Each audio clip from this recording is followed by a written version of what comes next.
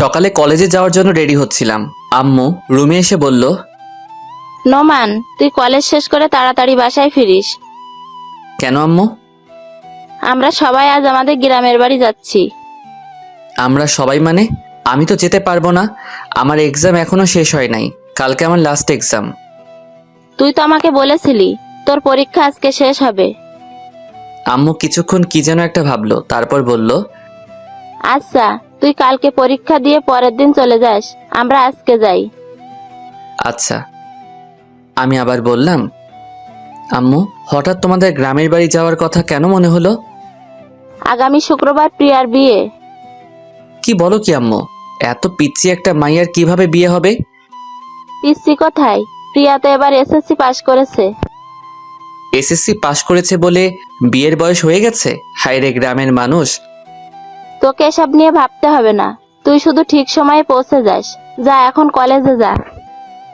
আমার পরিচয়টা দিয়ে দেই, আমি নোমান, অনার্স লাস্ট ইয়ারের এক্সাম দিচ্ছি। প্রিয়া হলো আমার চাচাতো বোন, পিচ্ছি একটা মেয়ে। জানি না চাচা কেন এত তাড়াতাড়ি মেয়েটার বিয়ে দিয়ে দিচ্ছেন। পরের দিন পরীক্ষা দিয়ে বৃহস্পতিবার মানে প্রিয়ার গায়ে হলুদের দিন। আমি গ্রামের বাড়ি যাওয়ার জন্যে ট্রেনের টিকিট কাটলাম।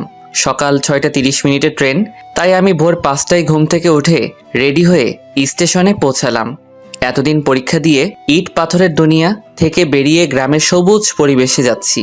অনেক খুশি খুশি লাগছে, আর অনেক দিন পর গ্রামের বাড়িতে একটা বিয়ে খাচ্ছি। গ্রামের বিয়ের মজাই আলাদা, যা শহরের বিয়েতে পাওয়া যায় না। সকাল 7টা, ট্রেন চলছে তার দুরন্ত গতিতে। আমার কানের ইয়ারফোনটা বাজছে রোমান্টিক গান। দুপুর 12:30 এসে মেহেরপুর স্টেশনে পৌঁছালাম। যেহেতু চাচাদের বাসা স্টেশন থেকে বেশি দূরে না, তাই ভাবলাম রিক্সা দিয়েই যাই। রিক্সা দিয়ে গেলে গ্রামের সবুজ পরিবেশটা ভালো করে দেখতে পারবো। রিক্সা চলছে আপন গতিতে, চারিদিকে শুনশান বাতাস, পাখির কিচিরমিচির সবুজে ঘেরা মাঠ, অনেক ভালো লাগছে।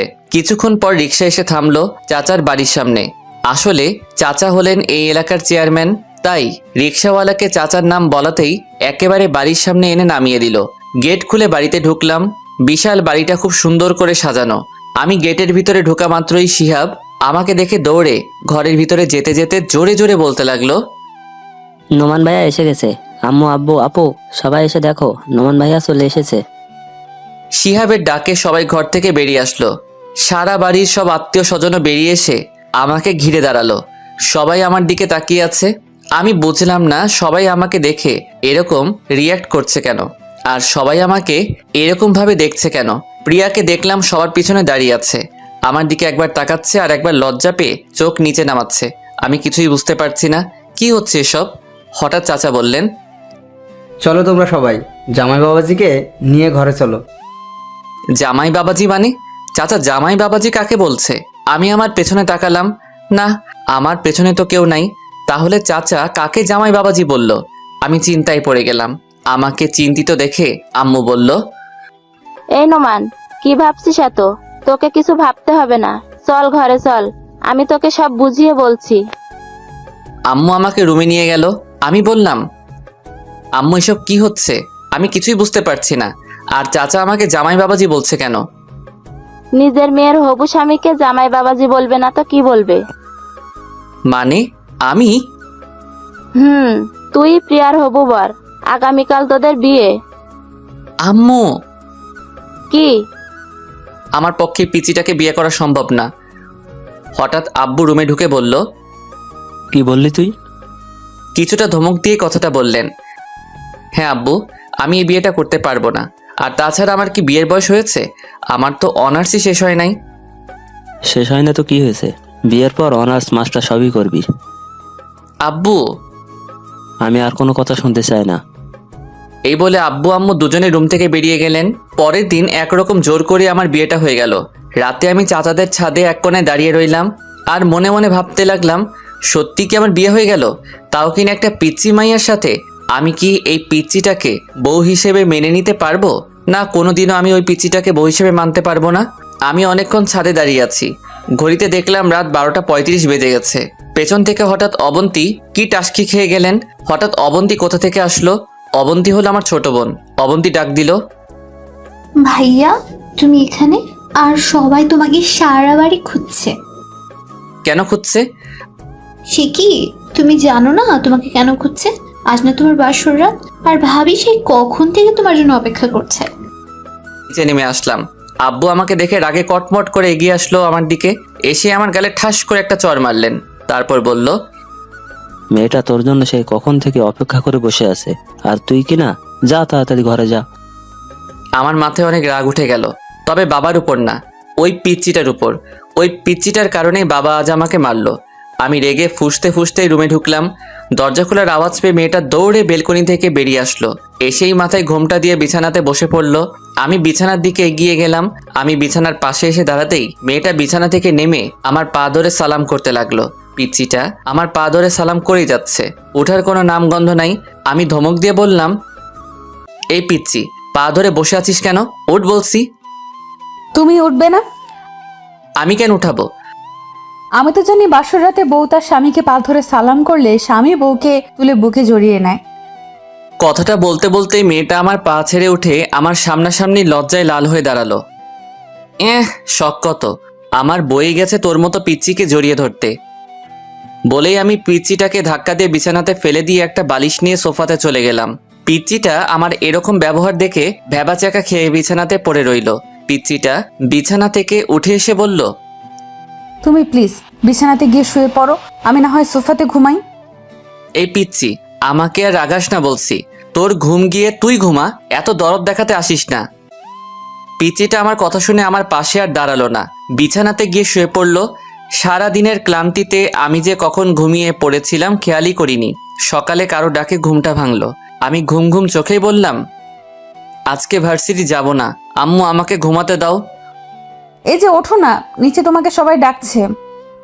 উফ, আম্মু তোমাকে বললাম না ভার্সিটি যা। হঠাৎ আমার মনে হলো আম্মু তো আমাকে এরকম ভাবে ডাকে না। আমি চোখ খুলে তাকাতেই দেখি পিচ্চিটা আমার পাশে দাঁড়িয়ে হাসছে।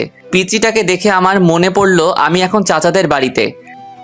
এই পিচ্চি, হাসবি না বলছি, তোর হাসি দেখলে আমার সারা শরীর জ্বলে। ও মা, কোথায় জ্বলছে দেখি, ওষুধ লাগিয়ে দেবো নাকি? পিচ্চিটার সাহস দেখছি বেড়ে গেছে, আমার সাথে ঠাট্টা করছিস? ঠাট্টা করতে যাব কেন? তুমিই তো বললা তোমার সারা শরীর জ্বলছে, তাই আমি ভাবলাম ওষুধ লাগিয়ে দেই। আচ্ছা ঠিক আছে, ওষুধ লাগাতে হবে না, গোসল করে নাও, তাহলে শরীর আর জ্বলবে না। পিচ্চিটা নিজের আলমারি থেকে একটা টাওয়েল বের করে আমার হাতে ধরিয়ে দিল। আমি টাওয়েল হাত থেকে ফেলে দিয়ে বললাম, আমি এত সকালে গোসল করতে পারবো না। আচ্ছা, তো গোসল করবে না, এত রাগ দেখানোর কি আছে? আমি রাগ দেখাবই, তাতে তোর বাপের কি? আমার বাপের কিছু না, কিন্তু আমার অনেক কিছু, কারণ তুমি তো আমার বর। তোকে আমি বউ হিসেবে মানি না, আর কোনোদিন মানবো না। তুমি আমাকে বউ হিসাবে না মানলেও আমি তোমাকে ঠিকই বর হিসাবে মানি। আর তাড়াতাড়ি ফ্রেশ হয়ে নিচে আসো, সবাই তোমার জন্য অপেক্ষা করছে। আমি রেডি হয়ে নিচে নেমে এসে দেখি সবাই একসাথে বসে আড্ডা দিচ্ছে। আমি আম্মুকে গিয়ে বললাম, আম্মু আমি বাড়ি যাব। হ্যাঁ বাবা, আজ বিকালে আমরা বৌমাকে নিয়ে বাড়ি যাব। ওই পিচ্চিটাকে সাথে নিয়ে যাওয়ার কি দরকার? এই কথাটা বলতে গিয়েও বাবাকে দেখে আর বললাম না, যদি কালকের মতো আবার মারে। আম্মু এখন চলে গেলেই তো হয়। এখন এত তাড়াহুড়ো করে কিভাবে যাব? তুই নাস্তা করেছিস? যা কিছু খেয়ে নে। প্রিয়া মা, নোমানকে কিছু খেতে দে তো। আচ্ছা চাচি আম্মা। সে কি রে, তুই এখনো আমাকে চাচি আম্মা ডাকছিস? এখন থেকে আমাকে শুধু আম্মা বলে ডাকবি। আচ্ছা ঠিক আছে। তারপর পিচ্চিটা আমাকে বলল, টেবিলে গিয়ে বসো, আমি খাবার আনছি। আমি কিছু না বলে টেবিলে গিয়ে বসলাম। বিকালে বাড়িতে যাওয়ার জন্য রেডি হচ্ছিলাম, হঠাৎ পিচ্চি এসে আমার হাতে একটা পাঞ্জাবি ধরিয়ে দিয়ে বলল, আম্মু বলেছেন এটা পড়তে। আমি হাতে নিয়ে দেখি বিয়ের দিন যে পাঞ্জাবিটা পরেছিলাম সেই পাঞ্জাবি। এত ভারী পাঞ্জাবি আমি পরতে পারবো না, তুই পর। সব সময় শুধু না না করো কেন? আমি পিচ্চিটার ধমক শুনে কিছুটা ভয় পেয়ে গেলাম। এইটুকু পিচ্চির এত তেজ! আমি আর কিছু না বলে পাঞ্জাবিটা পরে নিলাম। যাওয়ার সময় পিচ্চিটা অনেক কান্না করলো।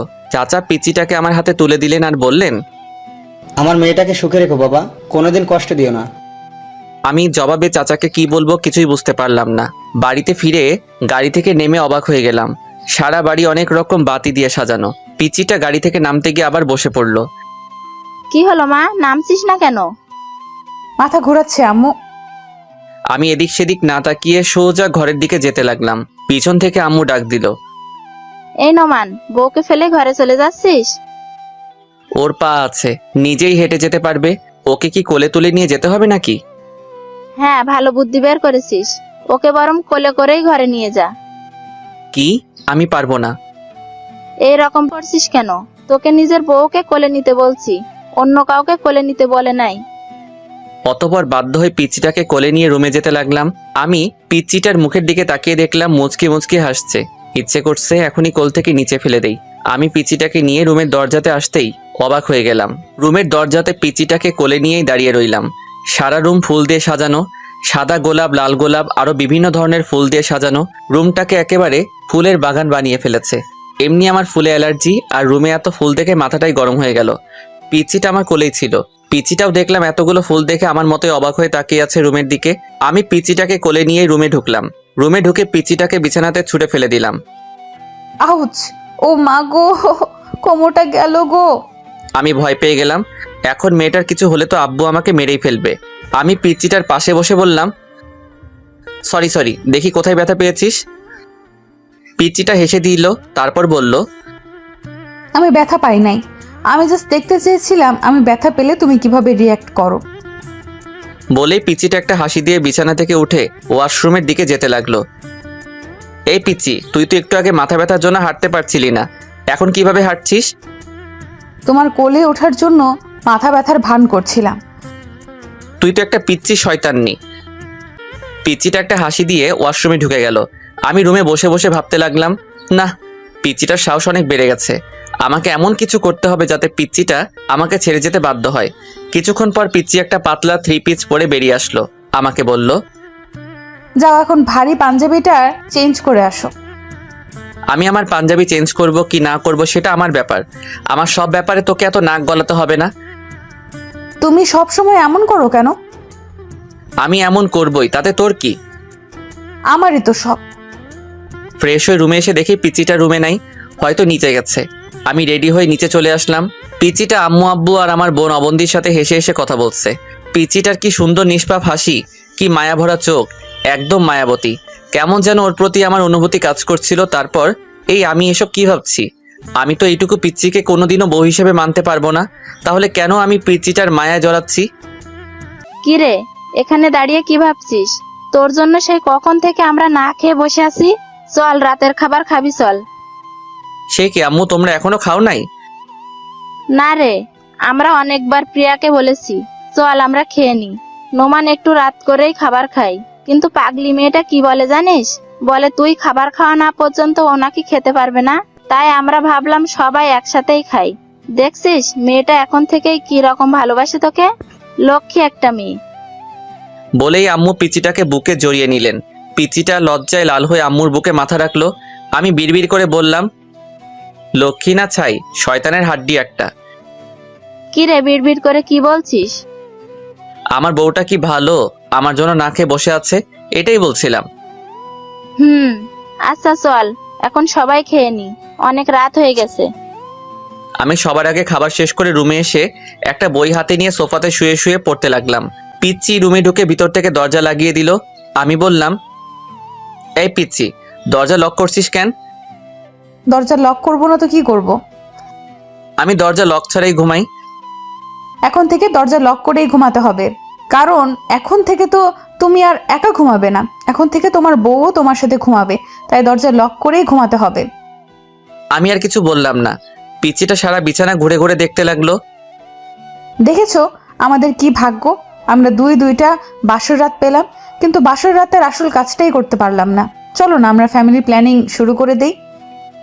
কথাগুলো বলতে বলতেই পিচ্চিটা পা ছড়িয়ে বিছানাতে মাথা নিচু করে বসে পড়ল। আমি সোফা থেকে উঠে আস্তে আস্তে প্রিয়ার দিকে এগোতে লাগলাম। পিচ্চি আমাকে আসতে দেখে নড়ে চড়ে ঠিক হলো আর লজ্জায় লাল হতে লাগলো। আমি একটু একটু করে পিচ্চিটার দিকে এগিয়ে যেতে লাগলাম। আমি পিচ্চিটার পাশে এসে দাঁড়ালাম। পিচ্চিটা এখনো মাথা নিচু করেই বসে আছে, জোরে জোরে নিঃশ্বাস ফেলছে। আমি হাঁটু মুড়ে পিচ্চিটার পাশে বসে পড়লাম। পিচ্চিটার হাত আমার হাতে শক্ত করে ধরলাম। পিচ্চিটা এবার লজ্জা মাখা চোখে আমার চোখের দিকে তাকালো। আমি বললাম, বোন, তুই আমার ছোট পিচ্চি বোন, তোর সাথে কি আমি এসব করতে পারি বল? প্রিয়া আমার কথা শুনে অবাক হয়ে আমার দিকে তাকালো, তারপর মুখটা মলিন করে বলল, ছি ছি, তুমি এসব কি বলছো? নিজের বউকে কেউ বোন বলে? দেখ প্রিয়া, তুই এখনো অনেক পিচ্চি, তোর এখনো বিয়ের বয়স হয় নাই। তুমি আমাকে যতটা পিচ্ছি ভাবছো আমি কিন্তু ততটাও পিচ্ছি না। বলেই প্রিয়া বিছানা থেকে উঠে দাঁড়ালো। আমি উঠলাম, আমি বললাম, তুই নিজেকে যতই বড় মনে করিস না কেন, তুই পিচ্ছি থাকবি। না আমি পিচ্ছি না। হ্যাঁ তুই পিচ্ছি। আমি পিচ্ছি না। এইগুলো বলছে আর আমার দিকে এগিয়ে আসছে।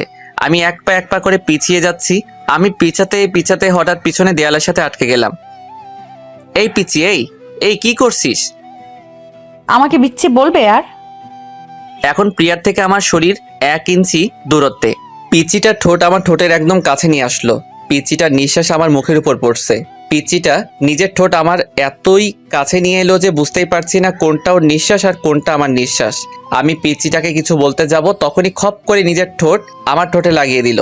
আমি মুখে কোনো শব্দ করতে পারছি না, শুধু মুখ দিয়ে শব্দ বের হয়ে আসছে। কিছুক্ষণ পর পিচিটা নিজের ঠোঁট সরিয়ে আমার নিজের কপাল লাগিয়ে জোরে জোরে হাঁপাতে লাগলো। আমি পিচিটাকে ধাক্কা দিয়ে নিজের থেকে সরিয়ে নিলাম। হাত দিয়ে ঠোঁট মুছতে মুছতে বললাম, এই পিচ্ছি শয়তাননি, তুই এটা কি করলি? আমি যে পিচ্ছি না সেটার প্রমাণ দিলাম। সর। ধাক্কা দিয়ে সরিয়ে বাথরুমে যেতে লাগলাম। অনেকক্ষণ ধরে বাথরুমে বসে বসে মোবাইল টিপছিলাম। পিচিটার সামনে যেতে ইচ্ছেই করছে না। অনেক রাগ হচ্ছে পিচিটার উপর। এইটুকু পিচ্ছি একটা আমাকে কিস করছে, এটা ভাবতেই সারা শরীর জ্বলছে। আব্বুর ভয়ে পিচিটাকে কিছু বলতেও পারছি না। বাথরুমের বাইরে থেকে পিচিটার ডাক শুনলাম। এই যে এতক্ষণ ধরে বাথরুমে কি করছো? বেরিয়ে আসছো না কেন? বাথরুমেই ঘুমিয়ে পড়লে নাকি? আমি কোনো উত্তর না দিয়ে মোবাইল টিপছি। কিছুক্ষণ থেমে পিচিটা আবার ডাকতে লাগলো। এই যে শুনছো, বেরিয়ে আসো না প্লিজ, আমার একা একা ভয় লাগছে। আমি মনে মনে বললাম, তোর ভয় লাগছে তো আমি কি করব? কোলে নিয়ে নাচবো নাকি? পিচ্ছি শয়তান নিয়ে একটা।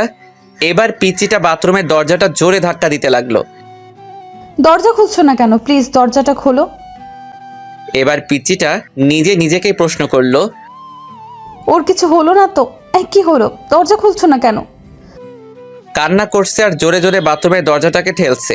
ওর চিৎকারের শব্দে মনে মনে ভাবলাম, এবার আমার বেরিয়ে আসা দরকার, না হলে পিচ্চিটার কান্না শুনে আব্বু আম্মু চলে আসবেন।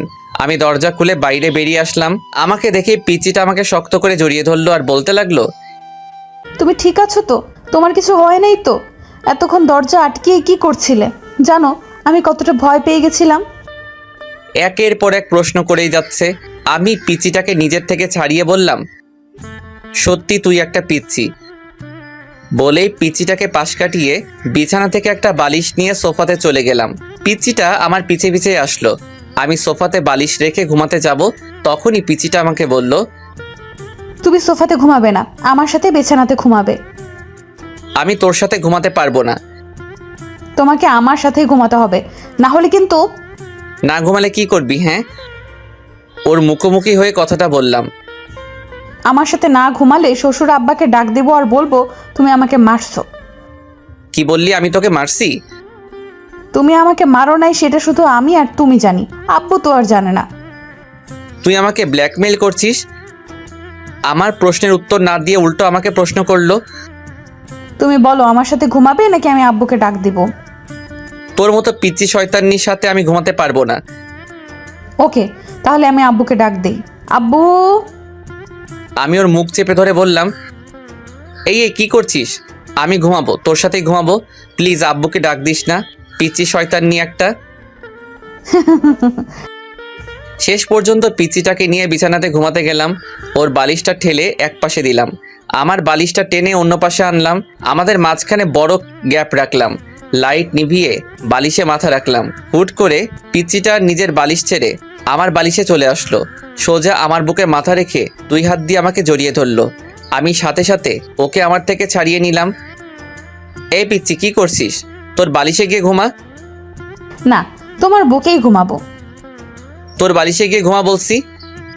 পিচ্চিটা উল্টা আমাকে ধমক দিয়ে বলল, আমাকে তোমার বুকে ঘুমাতে দিবে নাকি আমি শ্বশুর আব্বাকে ডাক দিব?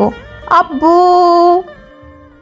আমি আবার পিচ্চিটার মুখ চেপে ধরে বললাম, এই পিচ্চি শয়তাননি, কথায় কথায় আব্বুকে ডাক দিস কেন? অতবার বাধ্য হয়ে পিচ্চিটাকে বুকে নিয়ে ঘুমালাম। সকালে ঘুম থেকে উঠে মেয়েটার কাণ্ড দেখে আমি অবাক হয়ে গেলাম। পিচ্চিটার একটা পা আমার পেটের উপর আর আমার মাথাকে নিজের বুকে শক্ত করে জড়িয়ে আমাকে কোলবালিশ বানিয়ে ঘুমিয়ে আছে। আমি পিচ্চিটার বাহু থেকে নিজেকে ছাড়ানোর চেষ্টা করছি, কিন্তু পিচ্চিটা আমাকে ছাড়ছেই না, আরও শক্ত করে আমাকে জড়িয়ে ধরছে। তার মানে পিচ্চিটা এখন জেগেই আছে। আমি বললাম, এই পিচ্চি, আমাকে ছাড় বলছি। পিচ্চিটা আমাকে ছাড়ছেই না। আমি এবার জোর করে পিচ্চিটার থেকে ছুটে আসলাম। ফ্রেশ হয়ে রুমে এসে দেখি পিচ্চিটা নাই, হয়তো উঠে নিচে চলে গেছে। আমি রেডি হয়ে নিচে খাবার টেবিলে চলে আসলাম। সবাই একসাথে নাস্তা করছি। আব্বু বললেন, নোমান, তুই কোথাও বের হচ্ছিস নাকি? জি আব্বু, বন্ধুদের সাথে একটু দেখা করতে যাব। বৌমাকে সাথে নিয়ে যা, একটা ভালো কলেজে ভর্তি করে দিস। আব্বু, তার চেয়ে বরং ওকে ওর বাড়িতে পাঠিয়ে দাও, প্রিয়া ওর বাড়ি থেকেই পড়াশোনা করুক। পিচ্চিটার হাসি মুখ মলিন হয়ে গেল। আব্বু বললেন, প্রিয়া এখন আমাদের বাড়ির বউ, আমাদের বাড়ি থেকেই পড়াশোনা করবে। তোকে আমি যেটা বলছি তুই সেটা কর। আমি মুখ গোমড়া করে বললাম, আচ্ছা আব্বু। আমার আচ্ছা আব্বু শুনে পিচিটার মুখে হাসি ফুটে উঠল। ঢং যত সব। আমি বাইক নিয়ে পিচিটার জন্য বাইরে দাঁড়িয়ে আছি। মনে মনে বলি, কিরে পিচিটা এখনো আসছে না কেন? সেই কখন রেডি হতে গিয়েছিল। কিছুক্ষণ পর পিচিটা বেরিয়ে আসলো। আমি পিচিটাকে দেখে হা করে তাকিয়ে রইলাম। পিচিটাকে সাদা একটা পরীর মতো লাগছে। পিচিটা একটা সাদা জামা পরে বের হয়ে আসলো, ঠোঁটে লাল লিপস্টিক, চোখে গাঢ় করে কাজল। এক কথায় অসাধারণ লাগছে পিচিটাকে। এভাবে তাকিয়ে আছো কেন? আমার লজ্জা লাগছে। পিচিটার কথায় আমি ওর থেকে চোখ সরিয়ে নিলাম। যেভাবে সেজে আসছিস, বোঝা যাচ্ছে কোনো বিয়ে বাড়িতে যাচ্ছিস। বারে, নিজের বরের সাথে আজ প্রথম কোথাও একসাথে বের হচ্ছি, একটু সাজবো না? এটাকে একটু সাজা বলে? আচ্ছা, তাড়াতাড়ি পেছনে ওঠ। পিচিটা একটা লাফ দিয়ে বলল, ওয়াও, আমরা বাইকে যাব? হুম। পিচিটা হুট করে এসে আমার গালে একটা চুমু খেলো। এই পিচি শয়তান নিয়ে আমাকে চুমু দিলি কেন? পিচিটা আমার কথার উত্তর না দিয়ে বলল, জান, আমার অনেক দিনের স্বপ্ন আমার বর আমাকে বাইকের পেছনে নিয়ে ঘুরবে। সেই স্বপ্নটা আজ পূরণ হতে যাচ্ছে। তুই স্বপ্ন দেখ, আমি যাচ্ছি। এই বলে বাইকটা স্টার্ট দিলাম। এই না না, আমি উঠছি। পিচ্চিটা পেছনে উঠে বসতেই আমি বাইকটা ছেড়ে দিলাম। কিছুক্ষণ পর আমি বাইকটা একটা জায়গায় থামালাম। পিচ্চিটা বলল, আমরা কি কলেজে এসে পড়েছি? না। তাহলে এইখানে বাইক থামালে কেন? দরকার আছে। পিচিটা আর কিছু বলল না, চুপ করে বসে রইল। আমি ভাবতে লাগলাম, সামনে তো বন্ধুরা আড্ডা দিচ্ছে, আমার সাথে যদি পিচিটাকে দেখে তাহলে তো আমি শেষ। আমি ভাবতে লাগলাম কি করা যায়। হ্যাঁ, বুদ্ধি পেয়েছি। আমি পিচিটাকে বললাম, এই পিচ্চি, আমাকে শক্ত করে জড়িয়ে ধর। পিচিটা খুশি হয়ে আমাকে শক্ত করে ধরলো। আমি বাইকটা স্টার্ট দিলাম। আস্তে আস্তে বাইকের স্পিড অনেকটা বাড়িয়ে দিলাম। পিচিটা ভয় পেয়ে আরো শক্ত করে জড়িয়ে ধরছে আর আমাকে কি যেন বলছে। বাতাসের শ শ শ আওয়াজে পিচিটার কথা আমি ভালো করে শুনতে পারছি না। আমাদের আড্ডার জায়গা ফেলে আসতেই আমি বাইকের স্পিড কমিয়ে দিলাম। তারপর একটা কলেজের সামনে এসে বাইক থামালাম। পিচিটা বাইক থেকে নেমে কান্না করে দিল। হ্যাঁ, এই পিচি, কি হলো? কি কান্না করছিস কেন? তুমি এত স্পিডে বাইক চালিয়ে আসলে কেন? আমি কত ভয় পেয়ে গেছিলাম। হ্যাঁ। সত্যি তুই একটা পিচ্চি। কান্না থামা বলছি, সবাই দেখছে। এভাবে রাস্তায় কান্না করছিস, মানুষ কি ভাববে? পিচ্চিটা কেঁদেই চলছে। এই পিচ্চি, কান্না থামা বলছি, না হলে কিন্তু। এবার আরো জোরে জোরে কান্না করতে লাগলো। আমি বাড়িতে গিয়ে শ্বশুর আব্বাকে সব বলবো। তুমি আমাকে মারছো, অনেক স্পিডে বাইক চালিয়েছো। এই মেয়ে, আমি তোকে কখন মারলাম? এটা তো ডাহা মিথ্যা কথা।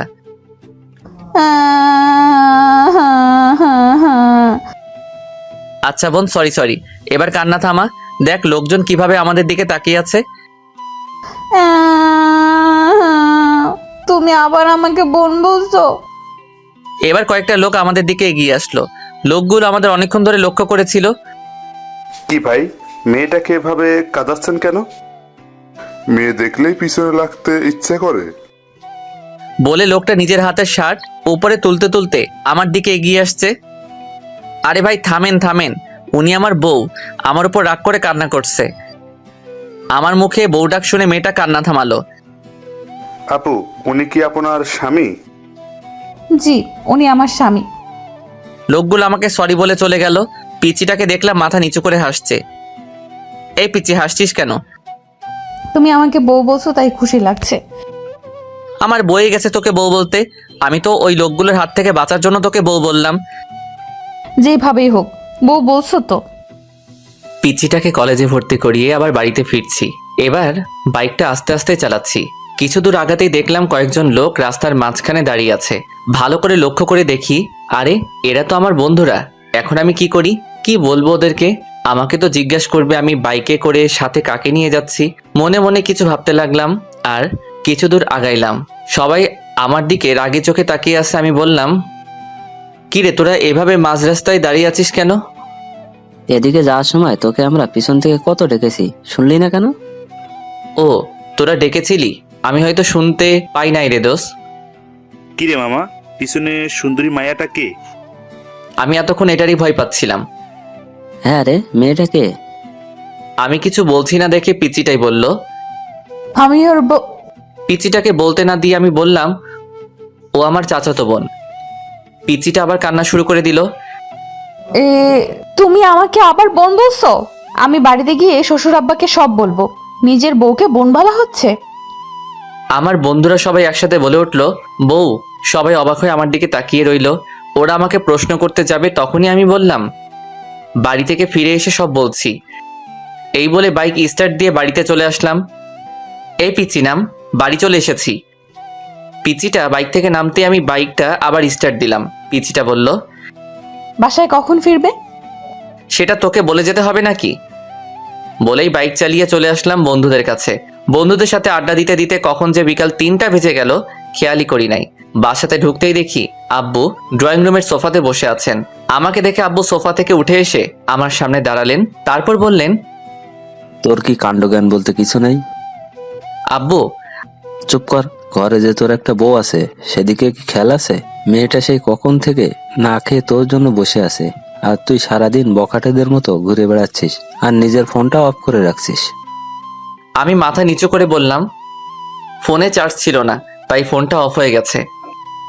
আম্মু এসে বললেন, যা রুম থেকে বৌমাকে নিয়ে আয়, মেয়েটা সেই কখন থেকে তোর জন্য অপেক্ষা করে বসে আছে। আমি রুমে ঢোকার আওয়াজ পেয়ে পিচিটাকে বেলকনি থেকে দৌড়ে আমার কাছে এসে বলল। তুমি চলে এসেছো?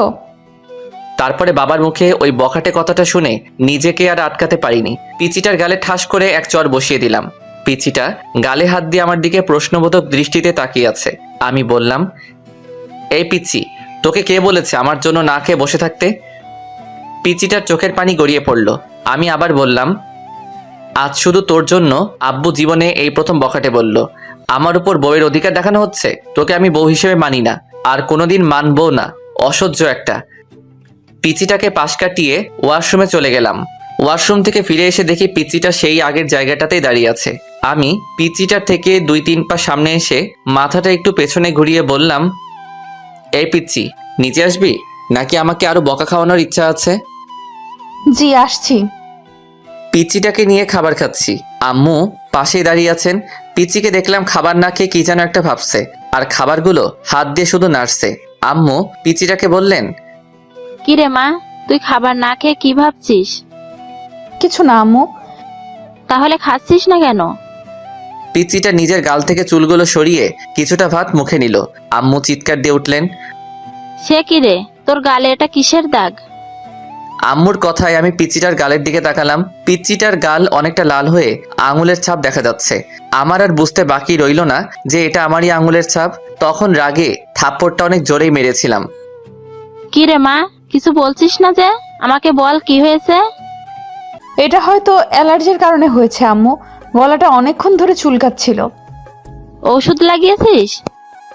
না আম্মু, পরে লাগিয়ে নিব। মেয়েটাকে দেখে আমার অনেক মায়া হচ্ছে। আমাকে বাঁচানোর জন্য মেয়েটা মিথ্যা বলল, আর আমি কিনা। মেয়েটা আমার আগেই খাবার খেয়ে রুমে চলে গেল। কিছুক্ষণ পর আমি রুমে গিয়ে দেখি মেয়েটা রুমে নাই, হয়তো বেলকনিতে আছে। মনটাও ভালো লাগছে না। ভাবলাম মেয়েটাকে একবার সরি বলে আসি। আমি বেলকনিতে গিয়ে দেখলাম পিচিটা অন্য মনে বাইরে তাকিয়ে আছে। সো আপনি আমাদের ডিভোর্স চান তো? আমি চুপ করে আছি। আমি জানি আপনি আমাদের ডিভোর্স চান, কিন্তু আপনার আব্বুর ভয় বলতে পারছেন না। আর এই বিয়েটাও আপনার আব্বুর ভয় করছেন। আপনি চিন্তা করেন না, ডিভোর্স হওয়ার পর আপনার আব্বুকে বলবো আমি নিজেই আপনাকে ছেড়ে চলে গেছি। বলবো আপনার কোনো দোষ নেই, আপনি ডিভোর্স পেপার রেডি করেন। পিচিটা চোখের পানি মুছে রুমে চলে গেল। আমি কিছুই বলতে পারলাম না। ওর জন্য খারাপও লাগছে, আবার কেমন যেন খুশি খুশিও লাগছে। জানি না কি করব। পরের দিন বাড়িতে ঘুরতে যাওয়ার কথা বলে পিচিটাকে নিয়ে উকিলের কাছে আসলাম। উকিলের কাছে আসার পর উকিল বলল, বিয়ের 6 মাস আগে ডিভোর্স দেওয়া সম্ভব না। তার মানে আমাদের কারো 6 মাস একসাথে থাকতে হবে। তারপর ডিভোর্সের অ্যাপ্লাই করে কোর্ট থেকে বেরিয়ে আসলাম। আজ আমি বাইকটা সাথে আনি নাই, তাই রিক্সা দিয়ে বাড়ি ফিরছিলাম। অনেকক্ষণ ধরে রিক্সাতে বসে আছি, কারোর মুখে কোনো কথা নাই, দুজনেই চুপ করে আছি। দুজনের নীরবতা ভেঙে পিচিটাই বলল, আমার একটা কথা রাখবেন? বল। আমরা যে কয়টা দিন একসাথে থাকবো, সে কয়টা দিন কি আমরা স্বামী স্ত্রীদের মতো থাকতে পারি না?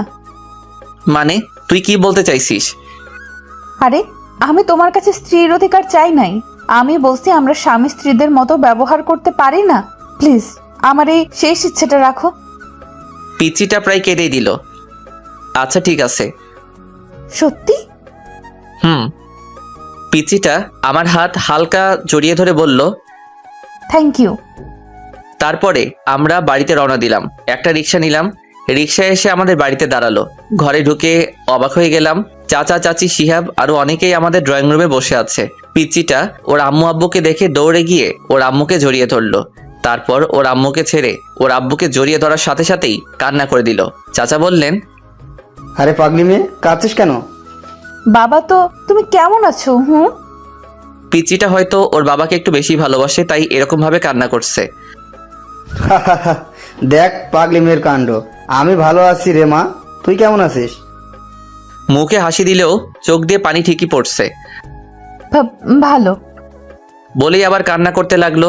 চারপাশে দেখলাম পিচিটার কান্না দেখে সবার চোখে পানি চলে এসেছে। আমার ওদের কান্না দেখে কোনো কষ্ট হচ্ছে না, কারণ আমি জানি আর কয়েক মাস পর পিচিটা ওর আম্মু আব্বুর কাছে চলে যাবে, তাই আমার তেমন কষ্ট হচ্ছে না। চাচা পিচিটার মাথায় হাত বুলিয়ে দিচ্ছে আর সান্ত্বনা দিচ্ছেন। এবার পিচিটাকে নিজের থেকে ছাড়িয়ে কপালে একটা চুমু খেলেন। পিচিটা এবার কিছুটা শান্ত হলো। আম্মু আমাকে ইশারায় বললেন চাচা চাচিকে সালাম করতে। আমি এগিয়ে গিয়ে চাচা চাচিকে সালাম করলাম। এবার আব্বু পিচিটাকে বললেন, যাও মা, ব্যাগপত্র গুছিয়ে নাও, আজ তোমরা তোমাদের বাড়ি যাচ্ছ, তোমার আব্বা আম্মু তোমাদের নিতে এসেছে। পিচিটা একবার আমার দিকে তাকিয়ে উপরের রুমে যেতে লাগলো। আব্বু আমাকে বললেন, কি রে, তুই দাঁড়িয়ে আছিস কেন? ব্যাগপত্র গুছিয়ে নে, তোদের গ্রামে গিয়ে 4-5 দিন থাকতে হবে।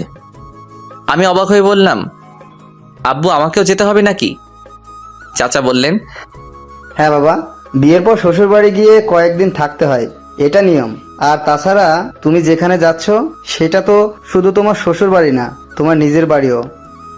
চাচা বলছিলাম কি, আমি না গেলে কি হয় না? আব্বু বললেন, না হয় না, তাড়াতাড়ি গিয়ে রেডি হয়ে নে। অতবার বাধ্য হয়ে আমাদের গ্রামের বাড়ি মানে শ্বশুর বাড়ি আসতে হলো। বাড়ির গেটের ভিতর ঢুকতেই অবাক হয়ে গেলাম। বাড়িটা এখনো সেই বিয়ে বাড়ির মতোই সাজানো। ভিতরে ঢুকতেই কয়েকটা মেয়ে প্রিয়া চিৎকার দিয়ে পিচিটাকে জড়িয়ে ধরলো। তারপর একটা মেয়ে আমার দিকে তাকিয়ে বলল, উনি কি তোর বর? পিচিটা লজ্জায় মাথা নিচু করে হ্যাঁ বলল। অন্য আরেকটা মেয়ে বলল, ও মাই গড, প্রিয়া তোর বরটা কত হ্যান্ডসাম রে, আমি তো প্রথম দেখাতে প্রেমে পড়ে গেছি। পিচিটা রেগে বলল, এই ফারিয়া, তুই কিন্তু ভুলে যাস না ও আমার বর। রাগ করিস কেন, আমি তো দুলাভাইয়ের সাথে মজা করলাম। আমি বুঝতে পারলাম মেয়েগুলো পিচিটার মতোই এক একটা শয়তানের হাড্ডি। আমি বললাম, আপনাদের কাউকে তো চিনলাম না। পিচিটা বলল, ওরা আমার বান্ধবী। ও। চাচা ডেকে বললেন, কিরে, তোরা এখনো এখানে দাঁড়িয়ে আছিস? পিয়ামা, জামাই বাবাজিকে নিয়ে রুমে গিয়ে ফ্রেশ হয়ে নে। পিচিটার সাথে রুমে আসলাম। রুমে এসেই শরীর এলিয়ে দিলাম বিছানাতে। অনেকক্ষণ জার্নির কারণে একটু ক্লান্ত লাগছে। পিচিটা আমার সামনে এসে দাঁড়িয়ে বলল, তুমি আগে ফ্রেশ হবে নাকি আমি আগে ফ্রেশ হয়ে নেব? তুই যা, আমি তোর পরে ফ্রেশ হয়ে নিব। পিচিটাকে দেখলাম রাগী চোখে আমার দিকে তাকিয়ে আছে। কি হলো, এইভাবে তাকিয়ে আছিস কেন? আমাদের মধ্যে কি কথা হয়েছিল? কি? তুমি আমাকে কথা দিয়েছিলে না আমরা যে কয়টা দিন একসাথে থাকবো সে কয়টা দিন স্বামী স্ত্রীদের মতো থাকবো। তাহলে তুমি আমাকে এখনো তুই তুই করে ডাকছো কেন? তুমি আমাকে পিচ্ছি ডাকতে পারো, তাতে আমার কোনো সমস্যা নাই, কিন্তু এই তুই তুই করে ডাকবে না। আমার কেমন জানি তোমার মুখে তুই ডাকটা সহ্য হয় না। ওকে, চেষ্টা করব। চেষ্টা করবা মানে? আচ্ছা রে বাবা, তুমি করে ডাকবো, খুশি? অনেক খুশি। পিচ্চি শয়তানি একটা। পিচ্চিটা একটা হাসি দিয়ে বাথরুমে চলে গেল। কিছুক্ষণ পর পিচ্চিটা গোসল করে বেরিয়ে আসলো। আমি হাঁ হয়ে পিচ্চিটার দিকে তাকিয়ে রইলাম। পিচ্চিটা লজ্জা পেয়ে আমাকে বলল, কি দেখছেন? আমি এবার হাসিতে ফেটে পড়লাম। কেন হাসছি বুঝতে পারছো না তো? দাঁড়ান, আগে একটু হেসে নেই, তারপর বলছি। পিচিটা একটা শাড়ি পরে বের হয়ে আসছে। পরে আসছে বললে ভুল হবে, বলতে হবে পেঁচিয়ে আসছে। কোথায় শাড়ির মাথা, কোথায় শাড়ির আঁচল, কোনো ঠিক ঠিকানা নাই। এমনভাবে পরে আসছে মনে হচ্ছে এখনই খুলে পড়ে যাবে। পিচিটা যেখানে শাড়ির কুচি দেওয়া হয় সেখানটায় হাত দিয়ে ধরে দাঁড়িয়ে আছে। পিচিটার পেট দেখা যাচ্ছে, তাই লজ্জায় লাল হয়ে আমার সামনে দাঁড়িয়ে আছে। এটা কি পড়ছো? বলেই হাসতে হাসতে আবার বিছানায় গড়াগড়ি খেতে লাগলাম। তুমি খুব খারাপ। দেখছো আমি শাড়ি পরতে পারছি না আর তুমি দাঁত কেলিয়ে হাসছো। সেখানে দাঁড়িয়ে কান্না করতে লাগলো। সরি, আমাকে দিয়ে আমি ঠিক করে দিচ্ছি। সত্যি তুমি আমাকে পরিয়ে দেবে? লজ্জায় লাল হয়ে বলল, আমার কি যে লজ্জা লাগছে, আবার খুশিও হচ্ছে। না, আমি শুধু ঠিক করে দিব। এদিকে আয়। আবার তুই ডাকোস? আচ্ছা ঠিক আছে, এদিকে আসো। পিচিটা একটা হাসি দিয়ে আমার কাছে এগিয়ে আসলো। আমি প্রথমে পিচিটার আঁচল ঠিক করলাম। পিচিটার শরীরে আমার হাত লাগতেই পিচিটা কেঁপে উঠল। তারপর পেটের নাভিসহ কিছুটা অংশ বেরিয়ে এসেছিল, সেই জায়গায় শাড়ি দিয়ে ঢাকতে গিয়ে আমার হাত লেগে গেল ওর পেটে। পিচিটা ছিটকে আমার থেকে সরে পিছিয়ে গেল। আমি বললাম, কি হলো, এভাবে পিছিয়ে গেলে কেন? কিছু না। বলেই পিচিটা আবার আমার দিকে এগিয়ে আসলো। এবার আমি পিচিটা যে জায়গায় হাত দিয়ে ধরে রেখেছিল সেটা ওর হাত থেকে নিলাম। আমি ওর হাত থেকে নিয়ে শাড়িটা কুচি দিতে লাগলাম। কুচি দিয়ে যেই ওর নাভির নিচে গুছতে যাব তখনই পিচিটা আমার হাত ধরে ফেললো। এটা আমাকে দাও, আমি পারবো। আমি আর কিছু না বলে ওর হাতে কুচিটা ধরিয়ে দিলাম। পিচিটা কুচি হাতে নিয়ে বাথরুমে ঢুকে গেল। কিছুক্ষণ পর পিচিটা বাথরুম থেকে শাড়িটা ঠিক করে বেরিয়ে আসলো। পিচিটার চোখ দুটো লাল হয়ে অনেক ফুলে আছে। সরি, তোমার চোখ মুখ এরকম লাগছে কেন? তুমি কি কান্না করছিলে নাকি? কি বলো কি? আমি কান্না করতে যাব কেন? ও আচ্ছা, এতক্ষণ পিচিটাকে আমি ভালো করে খেয়াল করি নাই। এখন চোখ পড়তে আমি হাঁ করে তাকিয়ে রইলাম। পিচিটাকে শাড়িতে এত সুন্দর মানিয়েছে যে আমি লিখে বোঝাতে পারবো না। কালো শাড়ির কালো চুলগুলো ছেড়ে আসছে পিচিটা, একদম মায়াবতী লাগছে পিচিটাকে। পিচিটা আমার তাকানো দেখে লজ্জা পেল। কি দেখছো? এই কথা বলতে গিয়েও কিছু একটা ভেবে আটকে গেলাম। নিজেই নিজেকে বলতে লাগলাম, আমি এসব কি ভাবছি? ও তো একটা পিচ্চি মেয়ে, ও তো আমার চাচাতো বোন। আমি তো কোনো দিনও ওকে বউ হিসেবে মেনে নিতে পারবো না। তাহলে কেন আমি ওর দিকে এরকম ভাবে তাকিয়ে আছি? পিচিটা আবার বলল, কি হলো, কি ভাবছো? কিছু না। বলে আমি বাথরুমে ঢুকে গেলাম। তারপর অনেকক্ষণ গোসল করলাম। গোসল শেষে মনে হলো, শিট, আমি তো টাওয়েল সাথে আনি নাই। পরনে যে কাপড়গুলো নিয়ে বাথরুমে ঢুকেছিলাম সেগুলোও ভিজিয়ে ফেলেছি। এখন আমি বাথরুম থেকে বের হই কিভাবে? বাথরুমের দরজাটা কিছুটা ফাঁক করে দেখলাম পিচিটা কোথায় আছে। পিচিটাকে দেখলাম আয়নাতে চুল আঁচড়াচ্ছে। আমি শুধু মুখটা বের করে বললাম, এই মেয়ে। হঠাৎ আমার আওয়াজে পিচিটা চমকে উঠল। কে? পিচিটা ভয়ে ভয়ে রুমের চারদিকে তাকিয়ে খুঁজতে লাগলো। এই পিচ্চি, আমি। বাথরুমের দরজাতে দেখো। পিচিটা আমাকে দেখে নিজের বুকে থুতু দিল। ও তুমি? আমি তো ভয় পেয়ে গেছিলাম। তুই সত্যিই পিচ্চি, একটুতেই ভয় পেয়ে যাও। তুমি এভাবে দরজাতে মুখ করে দাঁড়িয়ে আছো কেন? আমি এবার অসহায় হয়ে বললাম, আমার টাওয়েলটা দাও না প্লিজ। পিচিটা একটা হাসি দিয়ে ব্যাগ থেকে টাওয়েল বের করে আমার হাতে এনে দিল। থ্যাংক ইউ বলেই ঠাস করে দরজাটা লাগিয়ে দিলাম। তারপর আরও 3 দিন এই বাড়িতে থেকে আমাদের বাড়িতে চলে আসলাম। বাড়িতে আসার পরের দিন থেকেই পিচিটা কলেজে যেতে শুরু করলো। পিচিটাকে প্রতিদিন সকালে ওর কলেজে দিয়ে আমি আমার ভার্সিটি চলে যাই। আবার আসার সময় সাথে করে বাড়িতে নিয়ে আসি। এখন পিচিটার সাথে স্বাভাবিকভাবেই কথাবার্তা বলি। আজকে সকালে একটু বেশি ঘুম পাচ্ছে। পিচিটা সেই কখন থেকে আমাকে ডাকছে, কিন্তু আমি ঘুমে চোখই খুলতে পারছি না। পিচিটা অনেকক্ষণ ধরে আমাকে ডাকতে ডাকতে হাঁপিয়ে গেল। এবার পিচিটা রেগে বলল, তুমি উঠবে নাকি আমি আব্বুকে ডেকে নিয়ে আসবো? বলেই পিচিটা রুম থেকে বেরিয়ে যেতে লাগলো। আমি আব্বুর কথা শুনে ঘুম ঘুম চোখেই পিচ্চিটাকে ডাক দিলাম, এই পিচ্চি শয়তান্নি, দাঁড়াও, আমি উঠছি, আব্বুকে ডাকতে হবে না। অনেক কষ্ট করে ঘুম থেকে উঠে ফ্রেশ হতে গেলাম। ফ্রেশ হয়ে এসে রেডি হয়ে নিচে এসে দেখি পিচ্চিটা আগে থেকে রেডি হয়ে বসে আছে। আমি হালকা কিছু নাস্তা করে পিচ্চিটাকে নিয়ে বাড়ি থেকে বের হলাম। আমি বাইকে বসে পিচ্চিটাকে বললাম বাইকে উঠে বসতে, কিন্তু পিচ্চিটা উঠছে না, আমার দিকে তাকিয়ে আছে। কি হলো, এইভাবে তাকিয়ে আছো কেন? দেরি হয়ে যাচ্ছে তো। তুমি এত সুন্দর কেন? বলেই আমার চুলগুলো এলোমেলো করে দিল, চোখ থেকে সানগ্লাসটা নিয়ে নিজের ব্যাগের ভিতর ঢুকিয়ে নিল। এই পিচ্ছি, আজকে তোমার কি হয়েছে? এসব কি করছো? দাও আমার গ্লাসটা দাও। না, দিব না। তোমাকে এত স্মার্ট হয়ে থাকতে হবে না। কলেজের কয়েকটা নির্লজ্জ মেয়ে তোমার দিকে কিরকম হাঁ করে তাকিয়ে থাকে সেটা আমার সহ্য হয় না। ও তাই নাকি? আচ্ছা ঠিক আছে, এখন তাড়াতাড়ি ওঠো, দেরি হয়ে যাচ্ছে। বাইকে উঠতে উঠতে বলল, কি ঠিক আছে? কিছু না, এত কথা বলো কেন? বাইক স্টার্ট দিয়ে এক টানে পিচিটার কলেজে চলে আসলাম। পিচিটা বাইক থেকে নামার পর আমি বললাম, এই পিচ্ছি শোনো, কি? কলেজ শেষ হওয়ার পর একটু সামনে এগিয়ে গেলেই আমাকে পাবে। তুমি একটু হেঁটে চলে এসো প্লিজ, আমার কিছু কাজ আছে, আমি আবার ঘুরে এদিকে আসতে পারবো না। আচ্ছা। পিচিটা কলেজের গেটের ভিতর ঢুকে গেল। আমি বাইক স্টার্ট দিয়ে কিছু জায়গা এগিয়ে দেখি সায়ান মুখটা মলিন করে বসে আছে, আর আবির, রিহান, রাকিব সায়ানকে সান্ত্বনা দিচ্ছে। আমি সায়ানের কাছে যেতে যেতে বললাম, কিরে মজনু, তোর লাইলি এখনো আসে নাই? আমি কাছে যেতেই সায়ান আমাকে জড়িয়ে ধরে কান্না করতে লাগলো। প্লিজ বন্ধু, তুই কিছু একটা কর, আমি জুনিয়াকে ছাড়া বাঁচবো না। জুনিয়া হলো সায়ানের গার্লফ্রেন্ড। 3 বছর ধরে ওদের রিলেশন, দুজন দুজনকে অনেক ভালোবাসে। কিছুদিন পর জুনিয়ার বিয়ে, কিন্তু জুনিয়া না পারছে ফ্যামিলি ছেড়ে সায়ানের কাছে চলে আসতে, না পারছে সায়ানকে ছাড়া অন্য কাউকে বিয়ে করতে। আজ জুনিয়া সায়ানের সাথে লাস্ট দেখা করতে আসছে। লাস্ট দেখা করবে সেই কথা শুনেই রাতে সায়ান আমাকে ফোন করে জানিয়ে দিয়েছিল। অনেকক্ষণ অপেক্ষার পর জুনিয়া আসলো। আমাদের সবাইকে দেখে কিছুটা অবাক হলো। আমি বললাম, জুনিয়া এদিকে আসো। আমি জুনিয়াকে ওদের থেকে কিছু দূরে নিয়ে গেলাম। আমি বললাম, জুনিয়া সত্যি করে বলো তো, তুমি কি সায়ানকে ছাড়া অন্য কারোর সাথে থাকতে পারবে? ওকে ছাড়া থাকতে পারবো না বলেই তো মরার রাস্তা বেছে নিয়েছি। তুমি কি মনে করেছো তুমি মরে গেলে সায়ান বেঁচে থাকতে পারবে? এবার মেয়েটা কান্না করতে লাগলো। তো আমি কি করব বলেন ভাইয়া? পালিয়ে যাও। কিন্তু আমার ফ্যামিলি। দেখো জুনিয়া, তোমরা পালিয়ে গিয়ে বিয়ে করার পর যখন তোমার কোলে ছোট্ট আরেকটা জীবন আসবে, তখন তোমার ফ্যামিলি ওই বাচ্চাটার দিকে তাকিয়ে সব মান অভিমান ভুলতে বাধ্য হবে। কিন্তু জুনিয়াকে ওর কথাটা বলতে না দিয়ে পিচিটা এসে বলল। এই যে আমি চলে এসেছি। তারপর জুনিয়ার দিকে তাকিয়ে বলল, ওই মেয়েটা কে? বলছি তুমি ওদের কাছে গিয়ে বসো, আমি ওর সাথে কিছু ইম্পর্টেন্ট কথা বলে আসছি। মেয়েটার সাথে তোমার কিসের ইম্পর্টেন্ট কথা? নির্লজ্জ মেয়েগুলো শুধু সারা দিন তোমার পিছে পিছে লেগে থাকে। কথাগুলো বলতে বলতে আমার হাত ধরে টেনে নিয়ে যেতে লাগলো। আমার রাগ উঠে গেল অনেক। এক ঝটকায় পিচিটার হাত থেকে আমার হাত ছাড়িয়ে গালে ঠাস করে একটা চড় বসিয়ে দিলাম। পিচিটা গালে হাত দিয়ে দাঁড়িয়ে আছে। এই পিচি, তুই জানিস এই মেয়েটা কে?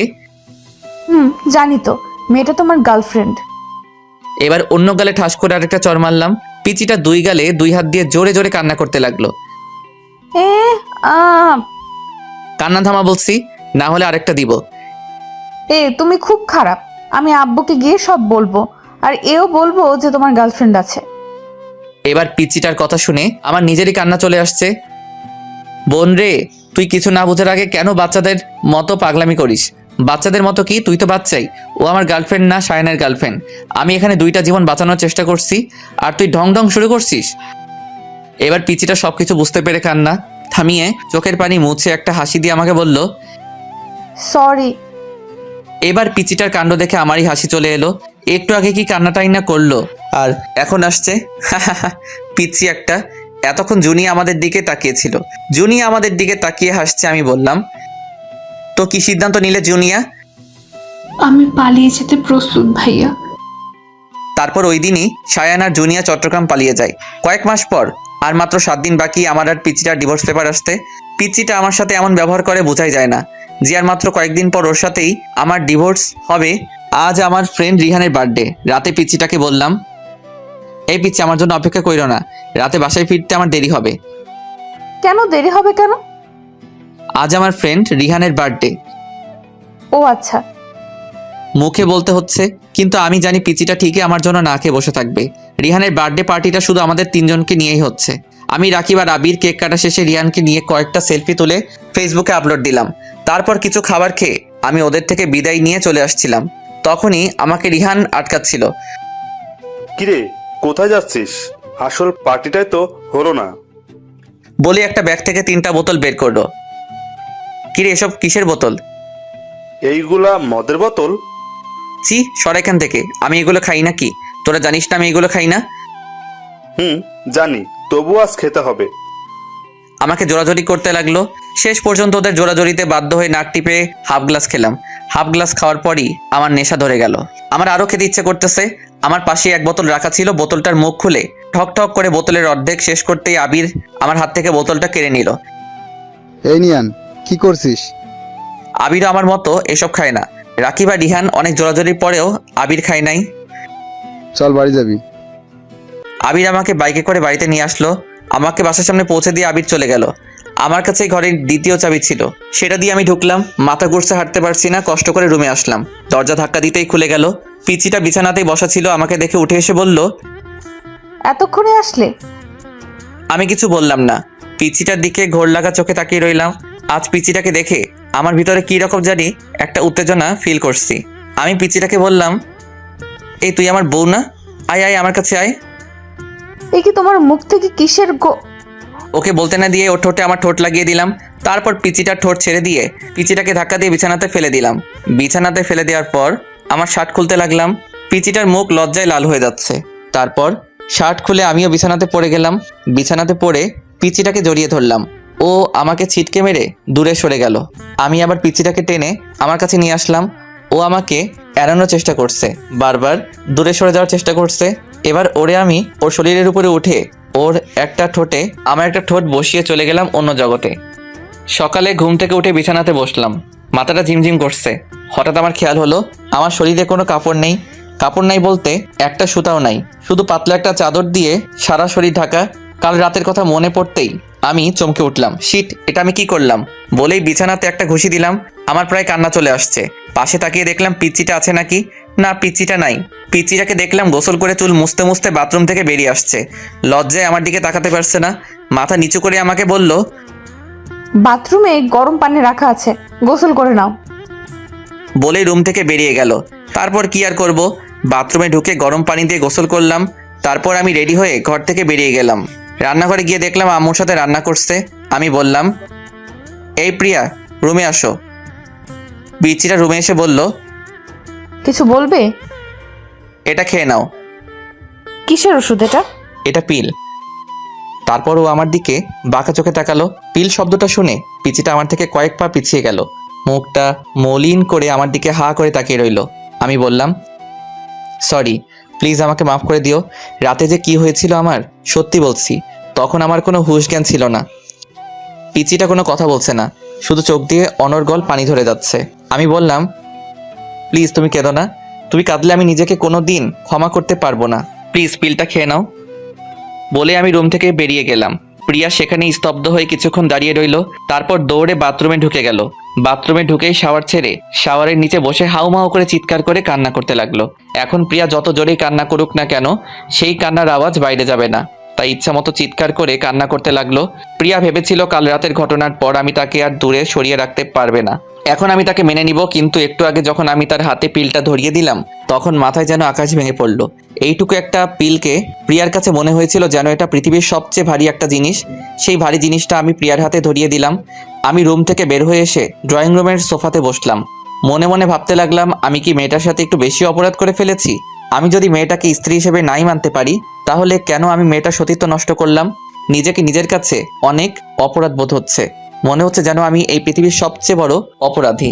মেয়েটার জন্য অনেক মায়া হচ্ছে। পিচিটার আর আমার ডিভোর্স পেপার আসতে আর মাত্র 4 দিন বাকি। পিচিটা এখন আমার সাথে আগের মতো কথা বলে না, আগের মতো পাগলামি করে না। কিছু জিজ্ঞেস করলে শুধু সেটার উত্তর দেয়। উত্তর দেওয়ার ধরন এমন, হ্যাঁ, না, ঠিক আছে, এর বেশি পিচিটা আমার সাথে একটা কথাও বলে না। এখন কলেজে আমাকে ছাড়াই একা একাই চলে যায়। আমি বলেছিলাম আমার সাথে যেতে, কিন্তু পিচিটা বলে সে নাকি একা যেতে পারবে। আমি পিচিটার সেই পাগলামিগুলোকে অনেক মিস করি। পিচিটার কিছু হলে একটুতেই কেঁদে ফেলা, আমাকে বারবার আব্বুর ভয় দেখানো, এইগুলো অনেক মিস করি। আজ বন্ধুদের সাথে কিছুক্ষণ আড্ডা দেওয়ার পর চলে আসলাম পিচিটার কলেজের সামনে। কিছুক্ষণ পর পিচিটা বেরিয়ে আসলো। আমি পিচিটাকে বললাম, বাইকে ওঠো। পিচিটা কিছু না বলে আমাকে পাশ কাটিয়ে একটা রিক্সাতে উঠে গেল। আমি পিচিটার কাণ্ড দেখে বোকা বনে গেলাম। যে মেয়েটা আমার বাইকের পেছনে উঠতে সবসময় পাগল হয়ে থাকতো, সেই মেয়ে আজ আমার সামনে দিয়ে একটা রিক্সাতে উঠলো। আমার কেন জানি বুকের ভেতরটায় অনেক কষ্ট ফিল হচ্ছে। আমার এরকম কষ্ট হচ্ছে কেন? তাহলে কি আমি মেয়েটাকে ভালোবেসে ফেলেছি? সত্যি কি আমি মেয়েটাকে ভালোবেসে ফেলেছি? নিজেই নিজেকে প্রশ্ন করতে লাগলাম। সেখানে আর দাঁড়িয়ে না থেকে বাড়িতে চলে আসলাম। রুমে ঢুকে দেখলাম মেয়েটা গোসল করে বাথরুম থেকে বের হচ্ছে আর টাওয়েল দিয়ে চুল মুছছে। আজ কেন জানি আমার কাছে মেয়েটাকে অন্যরকম লাগছে। বারবার পিচিটার দিকে চোখ যাচ্ছে। পিচিটার মুখটা আজ এত ফ্যাকাশে লাগছে কেন? অনেকক্ষণ ধরে দেখছি পিচিটা মনমরা হয়ে কি যেন একটা ভাবছে। পিচিটা আয়নার সামনে দাঁড়িয়েছিল। আমি বললাম, তোমার কি কিছু হয়েছে? মেয়েটা আমার কথায় পিছন ঘুরে আমার দিকে কিছুক্ষণ প্রশ্নবোধক দৃষ্টিতে তাকিয়ে রইল। তারপর মুখটা মলিন করে শুধু একটা শব্দ বলল। না। মেয়েটা রুম থেকে বেরিয়ে গেল। আমি বুঝলাম না মেয়েটা আমার দিকে এরকমভাবে তাকালো কেন। মেয়েটা কি চোখের ভাষা দিয়ে আমাকে কিছু বোঝাতে চাইছিল? রাত 10:30। আমি আগে খাবার শেষ করে রুমে এসে মেয়েটার জন্য অপেক্ষা করছিলাম। মেয়েটা এতক্ষণ ধরে আসছে না কেন? আমি রুম থেকে বের হয়ে মেয়েটাকে ডাকতে লাগলাম, প্রিয়া, এই প্রিয়া। মেয়েটা বলল, আসছি। দৌড়াতে দৌড়াতে মেয়েটা রুমে আসলো। আমার সামনে এসে দাঁড়ালো। হাঁপাতে হাঁপাতে বলল, কিছু বলবে? এতক্ষণ ধরে রুমে আসছিলে না, তার জন্যই ডাকলাম। মুখটা মলিন করে বলল, আর কিছু বলবে না? আমি জানি মেয়েটা আমার মুখ থেকে কি শুনতে চাইছে। আমি মেয়েটার আমার জন্য এরকম অস্থিরতা দেখে মনে মনে হাসতে লাগলাম। তারপর মুখে একটা হাসি এনে বললাম, না আর কি বলবো। মেয়েটা হতাশ হয়ে বলল, ও। মেয়েটা কিছুক্ষণ নীরব থেকে আবার বলল, আমি কাল সকালে চলে যাচ্ছি। আমি অবাক হয়ে বললাম, চলে যাচ্ছ মানে কোথায় চলে যাচ্ছ? আমাদের ডিভোর্স পেপার চলে এসেছে। সকালে একটা লোক এসে পেপারটা দিয়ে গেছিল। মেয়েটা আলমারি থেকে ডিভোর্স পেপার বের করে আমার সামনে আনলো।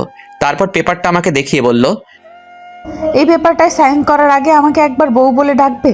শুধু একটা বার আমাকে বউ বলে ডাকো প্লিজ। আমি কিছু না বলে রুম থেকে বেরিয়ে গেলাম। ঘরের বাইরে এসে বাইকটা নিয়ে বেরিয়ে আসলাম। বাইক চালাচ্ছি আর মনে মনে ভাবছি, তোমাকে শুধু একবার না, সারা জীবন বউ বলে ডাকবো আমার পিচ্চি বউ। বাইকের স্পিড বাড়িয়ে দিলাম। একটা ফুলের দোকানের সামনে এসে বাইক থামালাম। তারপর অনেকগুলো গোলাপ ফুল কিনে একটা শাড়ির দোকানে এসে লাল একটা শাড়ি কিনলাম। আজ পিচ্চিটাকে নিয়ে সব আবার নতুন করে শুরু করব। শাড়ি আর গোলাপ নিয়ে একরকম দৌড়ে ঘরে ঢুকলাম। তাড়াহুড়ো করে সিঁড়ি দিয়ে উপরে উঠতে যাব, তখনই সিঁড়িতে একটা হোঁচট খেলাম। হোঁচট খেয়ে আমার পায়ের একটা নখ উল্টে রক্ত বের হচ্ছে। সেদিকে আমার খেয়াল নাই। রুমে ঢুকে বললাম, প্রিয়া, আমি চলে এসেছি। কিন্তু প্রিয়াকে রুমে দেখতে পারছি না কেন? মনে হয় বাথরুমে আছে। বাথরুমের দরজা ধাক্কা দিতেই দরজা খুলে গেল। না, বাথরুমেও নেই। বেলকনিতে দেখতে যাব, তখনই চোখ পড়ল বিছানাতে। দেখলাম ডিভোর্স পেপার রাখা আছে, তার উপর একটা ছোট্ট কাগজ। আমি ডিভোর্স পেপার হাতে নিয়ে দেখলাম ডিভোর্স পেপারে প্রিয়ার সাইন। আমার বুকের ভিতর মোচড় করে উঠল। কাগজটার ভাঁজ খুলে পড়তে লাগলাম, প্রিয় নোমান আহমেদ, আজ থেকে তুমি মুক্ত। আজ থেকে তোমাকে আর কোনো পিচ্চির জ্বালা সহ্য করতে হবে না। চলে যাচ্ছি সব ছেড়ে। কোথায় যাচ্ছি আমি নিজেও জানি না। তুমি হয়তো ভাবছিলে যে আমি আমাদের বাড়িতেই যাব। না, আমি যে ওই বাড়িতে যেতে পারবো না।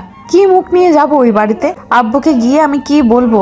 তোমাকে বলেছিলাম যে সকালে যাব, কিন্তু একটু আগে তোমাকে যখন বললাম আমাকে একবার বউ বলে ডাকতে, তুমি আমার মুখ থেকে মুখ ফিরিয়ে বাইরে চলে গেলে।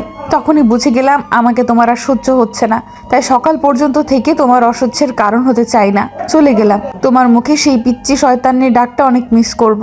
ভালো থেকো প্রিয় নোমান আহমেদ, আর সুন্দর একটা বড় মেয়েকে বিয়ে করো। তোমার তো আবার পিচ্চি মেয়েদের সহ্য হয় না। এটি তোমার পিচ্চি বউ। চিঠিটা পড়ার পর আমার চোখ ঝাপসা হয়ে আসছিল। সারা পৃথিবীটা যেন আমার চোখের সামনে ঘুরছিল। সাথে সাথে সেখানেই বসে পড়লাম। জোরে একটা চিৎকার দিলাম, প্রিয়া, তুমি এটা কি করলে প্রিয়া? আমি তোমাকে কোথাও যেতে দিব না বলেই দৌড়ে রুম থেকে বেরিয়ে গেলাম। বাইক স্টার্ট দিয়ে কোন দিকে যাব কিছুই বুঝতে পারছি না। অতপর কোনো দিশা না পেয়ে সামনের দিকে যেতে লাগলাম। প্রিয়ার কথায় আসি। রাস্তা দিয়ে আনমনে হাঁটছে প্রিয়া। চোখ দিয়ে অঝোর বৃষ্টি পড়ছে। বাতাসে চুলগুলো উঠছে। কোথায় যাচ্ছে সে নিজেও জানে না। শুধু এটা জানে যে নোমানের জীবন থেকে অনেক দূরে চলে যাবে। নোমানকে সে নিজের জীবনের চাইতেও বেশি ভালোবাসে। সেই ছোটবেলা থেকে নোমান তার মনে জায়গা নিয়ে আছে। আজ সেই মনের মানুষটাকে ছেড়েই অনেক দূরে চলে যাচ্ছে সে। প্রিয়া মনে মনে ভাবছে সে কি দূরে চলে গেলে নোমানকে ভুলে থাকতে পারবে? আবার নিজেকে নিজেই উত্তর দিচ্ছে, নিজেকে ভুলতে পারে কিন্তু নোমানকে কোনো দিনও ভুলে থাকতে পারবে না। এসব ভাবতে ভাবতে কোন সময় যে মাঝ রাস্তায় চলে এসেছে নিজেও জানে না। পেছন থেকে হঠাৎ একটা কার এসে প্রিয়াকে অনেক জোরে ধাক্কা দিল। প্রিয়া ছিটকে অনেক দূরে গিয়ে পড়ল। আস্তে আস্তে চোখ বন্ধ হয়ে আসছে। প্রিয়ার চোখ বন্ধ করার আগে চোখে ঝাপসা দেখতে পেল একটা লোক তাকে পাজা করে কোলে তুলছে। আমার কথায় আসি, হন্যে হয়ে প্রিয়াকে এদিক সেদিক খুঁজে বেড়াচ্ছি। কিন্তু কোথাও খুঁজে পাচ্ছি না। কোথায় গেল মেয়েটা? তাহলে কি মেয়েটাকে আর খুঁজে পাবো না? আর খুঁজে পাবো না সেই কথা মনে পড়তেই বাইক থামিয়ে বাইক থেকে নেমে সেখানেই রাস্তার পাশে বসে পড়লাম। তাহলে আমি কি আমার পিচিটাকে হারিয়ে ফেলেছি? না, এটা হতে পারে না। বলে জোরে একটা চিৎকার দিলাম, প্রিয়া! চিৎকার করে কান্না করতে লাগলাম আর জোরে জোরে বলতে লাগলাম, প্রিয়া তুমি কোথায়? প্লিজ আমাকে ছেড়ে কোথাও যেও না প্রিয়া। প্রিয়া, আমি তোমাকে অনেক ভালোবাসি প্রিয়া। এই পিচ্ছি শয়তানি, তুই শুনতে পারছিস? আমি তোকে অনেক ভালোবাসি। হাউমাউ করে কান্না করতে লাগলাম।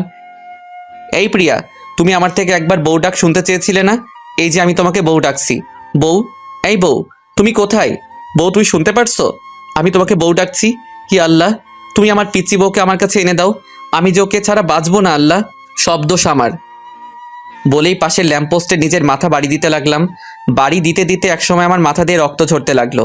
তবু আমি থামছি না, মাথায় বাড়ি দিয়ে চলছি। হঠাৎ আমার চোখে অন্ধকার হয়ে আসলো, আমার মাথা ঘুরতে লাগলো।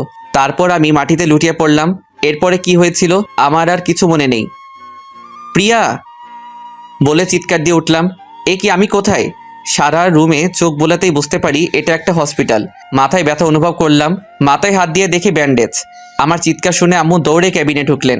আম্মু আমার পাশে এসে বসে বললেন, এখন কেমন লাগছে নোমান? আমি আম্মুর প্রশ্নের উত্তর না দিয়ে কান্না করতে করতে বললাম, আম্মু প্রিয়া। চুপ কর, তোকে আর কিছু বলতে হবে না। আমি চিঠিটা পড়েছি আর তোদের ডিভোর্স পেপারটাও দেখেছি। তুই মেয়েটার সাথে এমন কেন করলি নোমান? বলে আম্মু কান্না করতে করতে কেবিন থেকে বেরিয়ে গেলেন। আমি অসুস্থ না হলে হয়তো আম্মু আমার গালে কষে একটা চড় মারতেন। আমার অসুস্থতার জন্য সেটা করলেন না। আমার প্রিয়ার কথা মনে পড়তেই আমার বুকটা কেঁপে উঠল। হাতের স্যালাইন খুলে হাসপাতালের সিট থেকে নামলাম। দাঁড়াতেই পারছি না, অনেক কষ্ট হচ্ছে। তবু উঠে দাঁড়ালাম। যতই কষ্ট হোক আমাকে যে যেতে হবে, আমার পিচিটাকে যে খুঁজে বের করতেই হবে। কেবিন থেকে বেরিয়ে পড়লাম। মাথাটা ঝিমঝিম করছে। আমাকে দেখে আম্মু চিৎকার দিয়ে উঠলেন, নোমান, তুই এই অবস্থাতে কোথায় যাচ্ছিস? বলেই পেছন থেকে আম্মু আমার হাত চেপে ধরলেন। আম্মু, আমাকে ছাড়ো, আমাকে যেতে হবে। প্রিয়াকে খুঁজে বের করতে হবে। নোমান বাবা, এরকম পাগলামি করিস না। তোর শরীরটা যে ভালো না। তাছাড়া প্রিয়াকে খুঁজতে তোর আব্বু আর চাচা গেছেন। না আম্মু, আমাকেও যেতে হবে। বলেই এক ঝটকায় আম্মুর থেকে আমার হাত ছাড়িয়ে দৌড়ে যেতে লাগলাম। কিছুটা যেতেই মাথাটা ঘুরতে লাগলো, আর যেতে পারলাম না। সেখানেই মাথা ঘুরে পড়ে গেলাম। প্রিয়ার কথায় আসি। এদিকে আজ 3 দিন পর প্রিয়ার জ্ঞান ফিরল। প্রিয়া চোখ খুলতে নিজেকে একটা হসপিটালে দেখতে পেল। পাশে লক্ষ্য করে দেখে নোমানের বয়সে একটা ছেলে বসে আছে। প্রিয়া বলল, আমি কোথায় আর এখানে কিভাবে আসলাম? প্রিয়াকে উঠতে দেখে ছেলেটা বলল, আপনার এখন কেমন লাগছে? ভালো, কিন্তু আমি এখানে কেন আর এটা কোন জায়গা? ছেলেটা বলল, আপনি এখন মালয়েশিয়ায়। তারপর প্রিয়া বলল, মানে আমি মালয়েশিয়ায় কিভাবে আসলাম? আমি তো একটা গাড়ির সাথে। বলার আগেই প্রিয়াকে আটকিয়ে ছেলেটা বলল, হ্যাঁ, সেদিন আপনি আমার গাড়ির সাথে ধাক্কা খেয়েছিলেন। ধাক্কাটা অনেক জোরে লেগেছিল, আপনার অনেক ব্লিডিং হচ্ছিল। আমি আপনাকে সেখানকার একটা হসপিটালে নিয়ে যাই। অনেকক্ষণ আপনার চিকিৎসা চলার পর ডাক্তার বেরিয়ে এসে বলে 72 ঘন্টার ভিতরে আপনার জ্ঞান না ফিরলে আপনাকে আর বাঁচানো সম্ভব হবে না। অতঃপর উন্নত চিকিৎসার জন্য সেদিন আপনাকে আমি মালয়েশিয়া নিয়ে আসি। আর আজ ঠিক 71 ঘন্টা পর আপনার জ্ঞান ফিরল। আপনি আমাকে কেন বাঁচালেন? আমি মরে গেলেই তো ভালো হতো। আমার সামনে একজন মানুষ মারা যাবে সেটা আমি চেয়ে চেয়ে দেখব? তা আবার আমার গাড়ির সাথে অ্যাক্সিডেন্ট হয়েছে। আচ্ছা, আপনি সেদিন মাঝ রাস্তা দিয়ে হাঁটছিলেন কেন? আর মরে গেলে ভালো হতো এটা কেন বলছেন? প্রিয়া নোমানের সাথে ঘটে যাওয়া সব ঘটনাই ছেলেটাকে বলল। সব বলার পর ছেলেটার দিকে তাকাতেই দেখলো ছেলেটার চোখে পানি। ছেলেটা বলল, একটা মেয়ে একটা ছেলেকে এতটা ভালোবাসতে পারে? প্রিয়া কিছু বলল না, শুধু চোখ দিয়ে পানি ঝরছে। ছেলেটা আবার বলল, ওই বজ্জাত ছেলেটা কি করে পারলো আপনার মতো একটা মিষ্টি মেয়েকে কষ্ট দিতে? প্লিজ ওকে কিছু বলবেন না, ও অনেক ভালো ছেলে। আপনাকে এত কষ্ট দেওয়ার পরও আপনি বলছেন ছেলেটা ভালো? আমি যে ওকে আমার জীবনের চাইতেও বেশি ভালোবাসি। তাই ও যতই খারাপ হোক আর আমাকে যতই কষ্ট দিক না কেন, আমার কাছে ও ভালোই থাকবে। সত্যি আপনার তুলনা হয় না। যে ছেলেটা আপনাকে এত অবহেলা কষ্ট দিল আর আপনি তাকেই ভালো বলছেন। আচ্ছা, আপনার নামটাই তো জানা হলো না। আমি প্রিয়া। আর আমি আরিয়ান চৌধুরী। আমি হলাম এই চৌধুরী সাহেবের মা। প্রিয়া দেখতে পেল কথাটা বলতে বলতে একজন মহিলা কেবিনে ঢুকছেন। আরিয়ান মহিলাটাকে দেখিয়ে বলল, প্রিয়া, উনি আমার আম্মু। প্রিয়া মুখ দিয়ে সালাম দিল, তারপর বলল, উনি এখানে? আমরা এখানে এই মালয়েশিয়ায় থাকি। আরিয়ানের আম্মু বললেন, এখন কেমন লাগছে মা? জি ভালো আন্টি। আমাকে আন্টি না, মা বলে ডেকো। জানো, কালকে যখন তোমাকে আমি প্রথম দেখি তখনই আমার মেয়ের কথা মনে পড়ে যায়। তোমাকে দেখতে হুবহু আমার মেয়ের মতো। কথাগুলো বলে শেষ করেই চোখের পানি মুছলেন। প্রিয়া বুঝতে পারল ওরা দুজনই অনেক ভালো মনের মানুষ। তারপর বলল, আচ্ছা ঠিক আছে, ডাকবো। আচ্ছা মা, তুমি এখন একটু রেস্ট নাও, আমরা বাইরে যাই। বলেই ওরা চলে গেলেন। আরিয়ান চৌধুরীর পরিচয়টা একটু ভালো করে দিয়ে দেই। আরিয়ান চৌধুরী অনেক বড় একজন বিজনেসম্যান। বিজনেসটা ওর বাবারই, কিন্তু 2 বছর আগে ওর বাবা মারা যাওয়াতে পুরো বিজনেসটা ওকেই সামলাতে হচ্ছে। বাংলাদেশ আর মালয়েশিয়া মিলে 3টা কোম্পানি আছে ওদের। তাই আরিয়ান চৌধুরী মালয়েশিয়ায় পরিবার নিয়ে থাকে। পরিবার বলতে ওর মা আর ছোট্ট একটা বোনকে নিয়ে তার পরিবার। 7 দিন পর আজ প্রিয়াকে হসপিটাল থেকে বাড়িতে যাওয়ার অনুমতি দিয়েছে। কিন্তু প্রিয়া ভাবতে লাগলো তার তো কোনো বাড়ি নাই, সে এখন কোথায় যাবে? এসব ভাবছিল, তখনই আরিয়ান চৌধুরী ও তার মা ঢুকলো। আরিয়ান বলল, চলেন, আজ আপনাকে হসপিটাল থেকে ছেড়ে দিয়েছে। কিন্তু আমি কোথায় যাব? আরিয়ান অবাক হয়ে বলল, কোথায় যাবে মানে? আমাদের বাড়িতে যাবে। কিন্তু আমি আপনাদের বাড়িতে কোন পরিচয়ে যাব? আমার তো কোনো পরিচয়ই নেই। আরিয়ানের আম্মু বললেন, আমাদের বাড়িতে যেতে তোমার কোনো পরিচয় লাগবে না মা। আরিয়ান বলল, আম্মু, উনি যখন পরিচয় চাইছেন তাহলে ওনাকে একটা পরিচয় দিলে সমস্যা কোথায়? কি পরিচয় দিবি তুই ওকে? আমার বউয়ের পরিচয়। প্রিয়া অবাক হয়ে বলল, মানে? আরে আরে, আপনি এত ভয় পাবেন না। আমি আপনাকে সত্যিকারের বউ হতে বলছি না, শুধু আপনার পরিচয়টা হবে আপনি আমার বউ। কিন্তু আর কোনো কিন্তু না, এবার বাড়িতে চলুন। এবার আমার কথায় আসি। এদিকে আমি হাসপাতাল থেকে বাড়িতে এসে পাগলের মতো হয়ে গেলাম। প্রত্যেক দিন প্রিয়াকে খুঁজতে বের হই, কিন্তু কোথাও খুঁজে পাই না। সারা বাংলাদেশের অলি গলি সব খুঁজলাম, কিন্তু কোথাও খুঁজে পেলাম না। এভাবে প্রত্যেক দিন মেয়েটাকে পাগলের মতো খুঁজে বেড়াই। যে মেয়েটাকে আমি সহ্যই করতে পারতাম না, আজ সে মেয়ের জন্যই প্রত্যেক রাত কান্না করে বালিশ ভিজাই। এইভাবেই প্রিয়ার অপেক্ষায় কেটে গেল অনেক নির্ঘুম রাত। কেটে গেল 5-5টা বছর। এর মধ্যে প্রিয়ার কথা প্রায় সবাই ভুলেই গেছে। সবাই বলছে প্রিয়া নাকি আর ফিরে আসবে না, ও নাকি মারা গেছে। চাচা চাচি অনেক কষ্ট করে হলেও সেটা মেনে নিয়েছেন, কিন্তু আমি এখনো প্রিয়ার পথ চেয়ে বসে আছি। আমার বিশ্বাস প্রিয়া একদিন না একদিন ফিরে আসবেই। এর মধ্যে আব্বু আম্মু অনেকবার বলেছেন যে বিয়ে করে নতুন করে জীবন শুরু করতে, কিন্তু আমি ওদের বারবার বলে দিচ্ছি যে প্রিয়ার অপেক্ষায় সারা জীবন পার করে দিতে পারবো। আজ আব্বু হঠাৎ রুমে এসে বললেন, তুই কি এভাবে জীবনটা শেষ করে দিবি? তোর কি মনে হয় মেয়েটা এখনো বেঁচে আছে? আর বেঁচে থাকলেও কি তোর জন্য বসে আছে নাকি? বেঁচে থাকলে হয়তো কারোর সাথে বিয়ে হয়ে সংসার করছে। আব্বু প্লিজ। তোকে আমি 2টা অপশন দিচ্ছি, বিয়ে কর, নয়তো চাকরি বাকরি কিছু একটা করে জীবন নতুন করে শুরু কর। কিছুক্ষণ চুপ থেকে বললাম, ওকে আব্বু, আমি চাকরি করব। আব্বু একটা স্বস্তির নিঃশ্বাস ফেলে চলে গেলেন। পরের দিন আমি একটা চাকরির ইন্টারভিউ দিতে যাই। ইন্টারভিউ দেওয়ার পর আমাকে কিছুক্ষণের জন্য ওয়েটিংয়ে রাখে। আমাকে কিছুক্ষণ পর আবার আমাকে ডাকে। আমাকে বলে, কংগ্রাচুলেশন, আপনার চাকরি হয়ে গেছে, কিন্তু সেটা মালয়েশিয়ায়। আপনার সব রেজাল্ট ভালো দেখে আমরা আমাদেরই একটা কোম্পানিতে ট্রান্সফার করে দেই। মালয়েশিয়ার কথা শুনে কেন জানি আমি হ্যাঁ বলে দেই। আমার কেন জানি মনে হচ্ছে মালয়েশিয়ায় কিছু একটা আছে। বাড়িতে এসে আব্বুকে বলতেই আব্বু অনেক খুশি হলেন। রাতের খাবার খেয়ে রুমে এসে ঘুমানোর চেষ্টা করছি, কিন্তু ঘুম আসছে না। বারবার প্রিয়ার সেই নিষ্পাপ হাসি চোখে ভেসে উঠছে। জানি শেষ রাত বা মধ্যরাত ছাড়া আমার ঘুম আসবে না। গত 5 বছর ধরে এরকমটাই হয়ে আসছে। হঠাৎ মোবাইলের আওয়াজে ভাবনার জগৎ থেকে বেরিয়ে আসলাম। মোবাইল হাতে নিয়ে দেখি সেই অচেনা নাম্বার থেকে আবার ফোন এসেছে। গত 5 বছর ধরে অনেকগুলো অচেনা নাম্বার থেকে আমার মোবাইলে ফোন আসে। ফোন রিসিভ করলে কেউ ওপাশে কিছু বলে না, শুধু আমি একটা ছোট্ট বাচ্চার হাউমাউ শুনতে পাই। অনেকবার বিরক্ত হয়ে অনেকগুলো নাম্বার ব্লক মেরেছি, কিন্তু কোনো কাজ হয় না। একটা ব্লক মারলে অন্য আরেকটা নাম্বার দিয়ে ফোন দেয়। প্রিয়া যদি আমাকে কোনোদিন ফোন দেয় এই আশাতে সিমটাও পাল্টাতে পারি না। প্রথম প্রথম বিরক্ত লাগলেও এখন কেন জানি আমার ওই পিচ্চিটার অস্পষ্ট ভাষা শুনতে ভালো লাগে।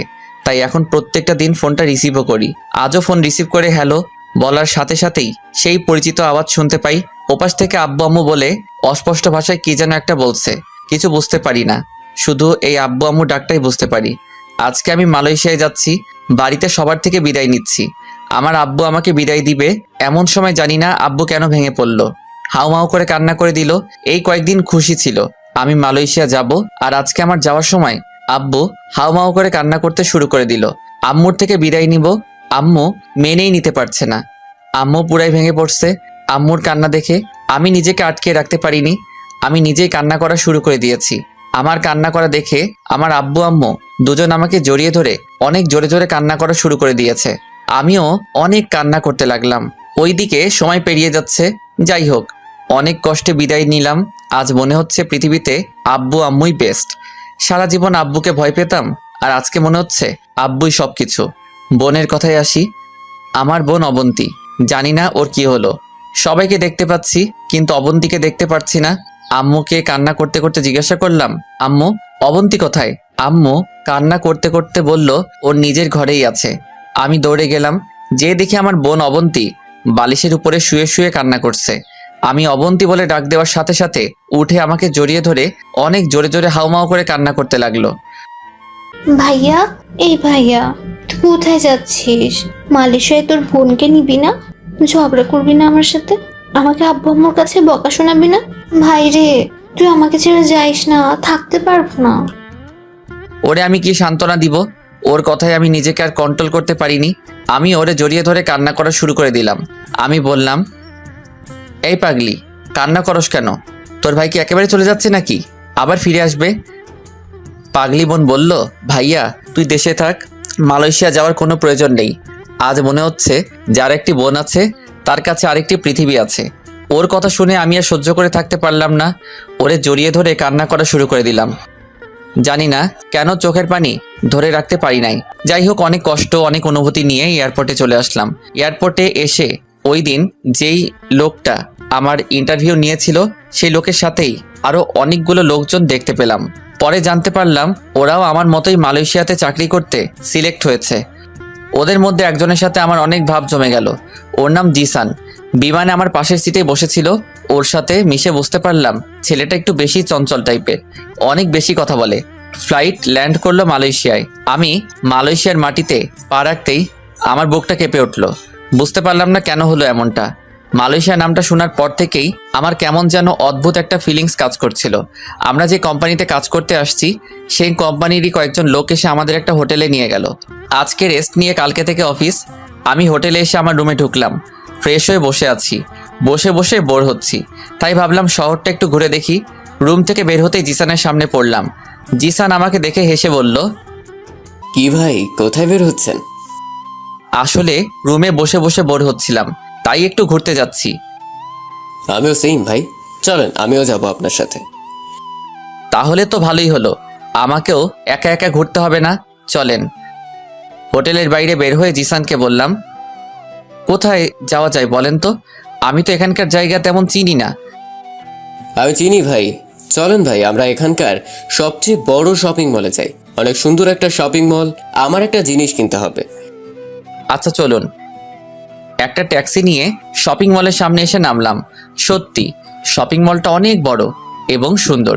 শপিং মলের ভিতরে ঢুকতেই আমার শরীরে একটা কঠিন ঠান্ডা বাতাস লাগলো, আর আমার বুকের ভিতর ধুকধুক করতে লাগলো। আমি সেখানটায় দাঁড়িয়ে হার্টবিটের ধুকধুকানি ফিল করতে লাগলাম। আমার এরকম হচ্ছে কেন? জিসান বলল, কি ভাই, এখানে দাঁড়িয়ে আছেন কেন আর কি ভাবছেন? আমি এই শপিং মলে ঢোকার সাথে সাথেই আমার শরীরে কি রকম জানি ঠান্ডা বাতাস লাগলো। আরে ভাই, এটা এসির বাতাস। না, এটা এসির বাতাস হতে পারে না। এসির বাতাস এত মোলায়েম আর কঠিন না, আর এই বাতাসটা একেবারে আমার বুকের ভিতর লেগেছে। আরে ভাই, কি সব আবোল তাবোল বলছেন? আমি জোরে একটা নিঃশ্বাস ফেলে বললাম, না কিছু না, চলেন। তারপর জিসানকে নিয়ে লিফটে করে শপিং মলটার 3 তলাতে উঠলাম। জিসান ঘুরে ঘুরে টি শার্ট দেখছে, হয়তো টি শার্ট কেনার জন্যই আসছে। আমি আর ওকে জিজ্ঞেস করলাম না। জিসান একটা টি শার্ট হাতে নিয়ে চেঞ্জ রুমে গেল। আমার একটা শার্ট অনেক ভালো লাগছে, সেই শার্টটাই নেড়ে চেড়ে দেখছিলাম। হঠাৎ আমার চোখ আটকে গেল একটা মেয়ের উপর। মেয়েটা আমার ঠিক উল্টো দিকে মুখ করে লিফটের সামনে দাঁড়িয়ে আছে। মেয়েটাকে আমার এত চেনা চেনা লাগছে কেন?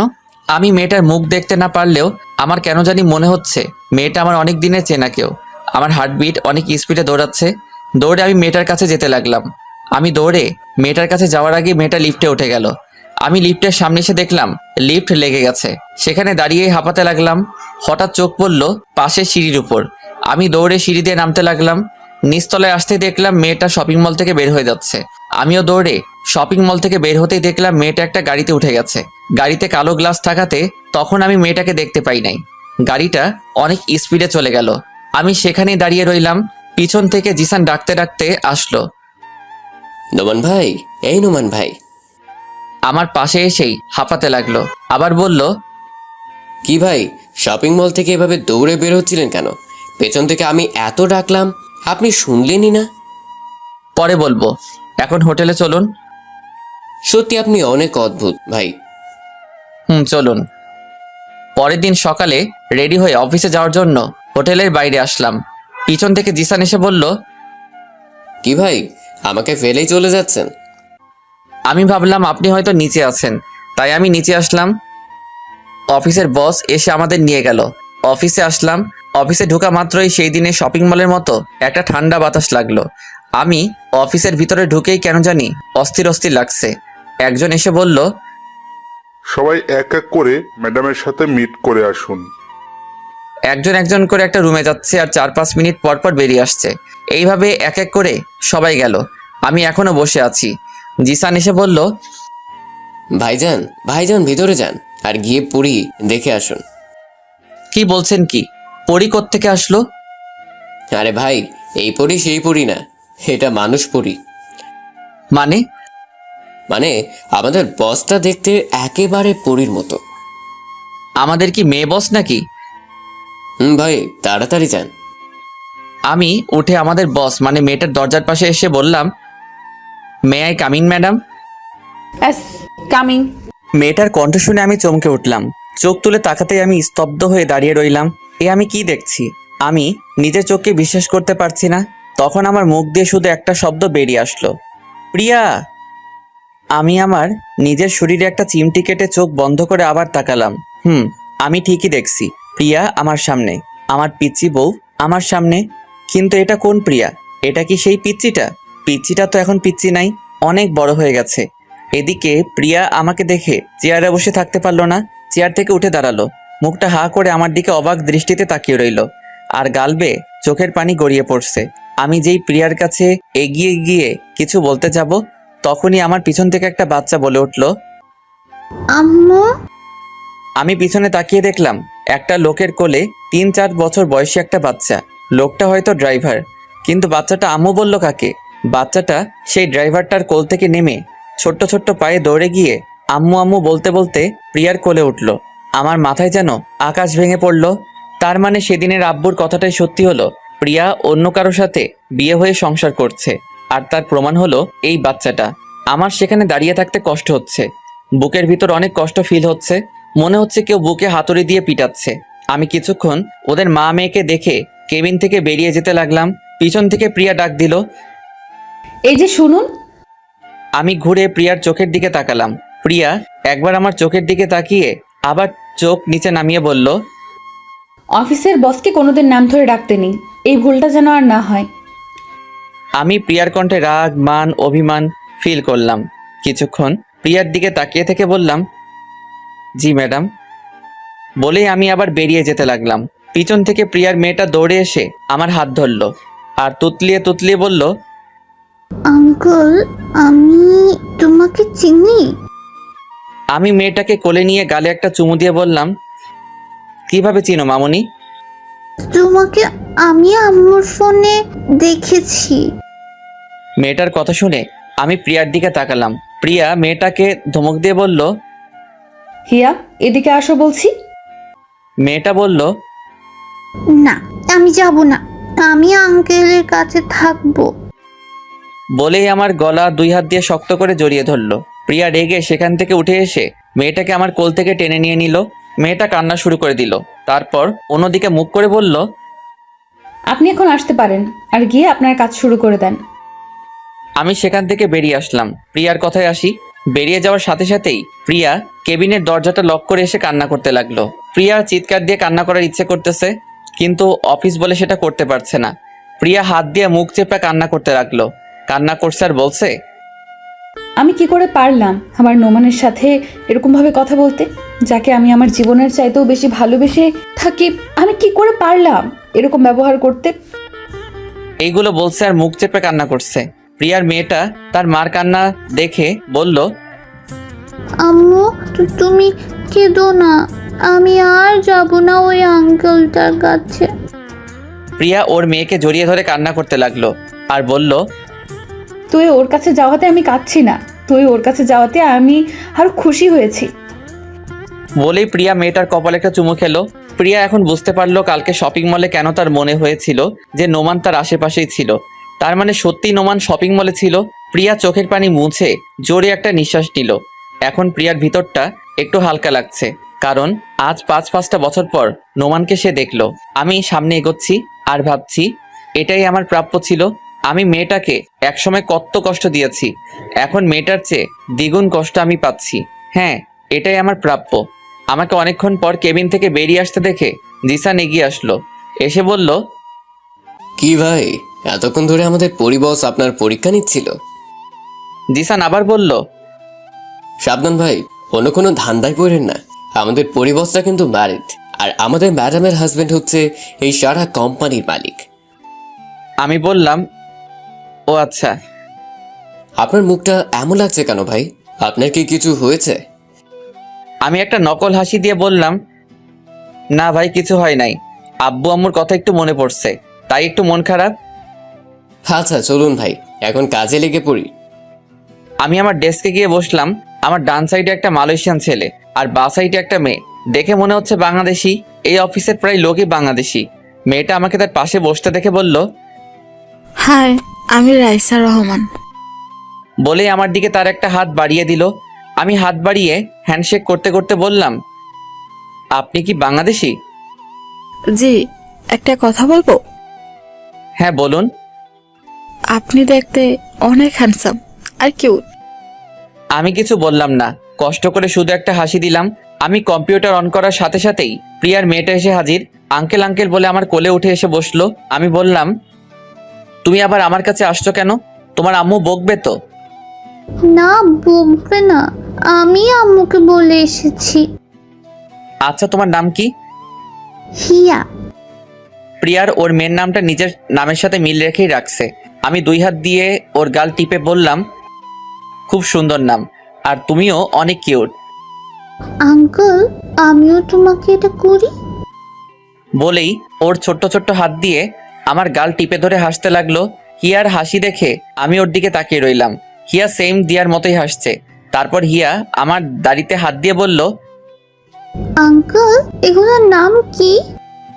এগুলোর নাম দাড়ি। হিয়া নিজের গালে হাত নিয়ে মুখ গোমরা করে বলল, আমার নাই কেন? হিয়ার কথা শুনে আমার হাসি চলে আসলো।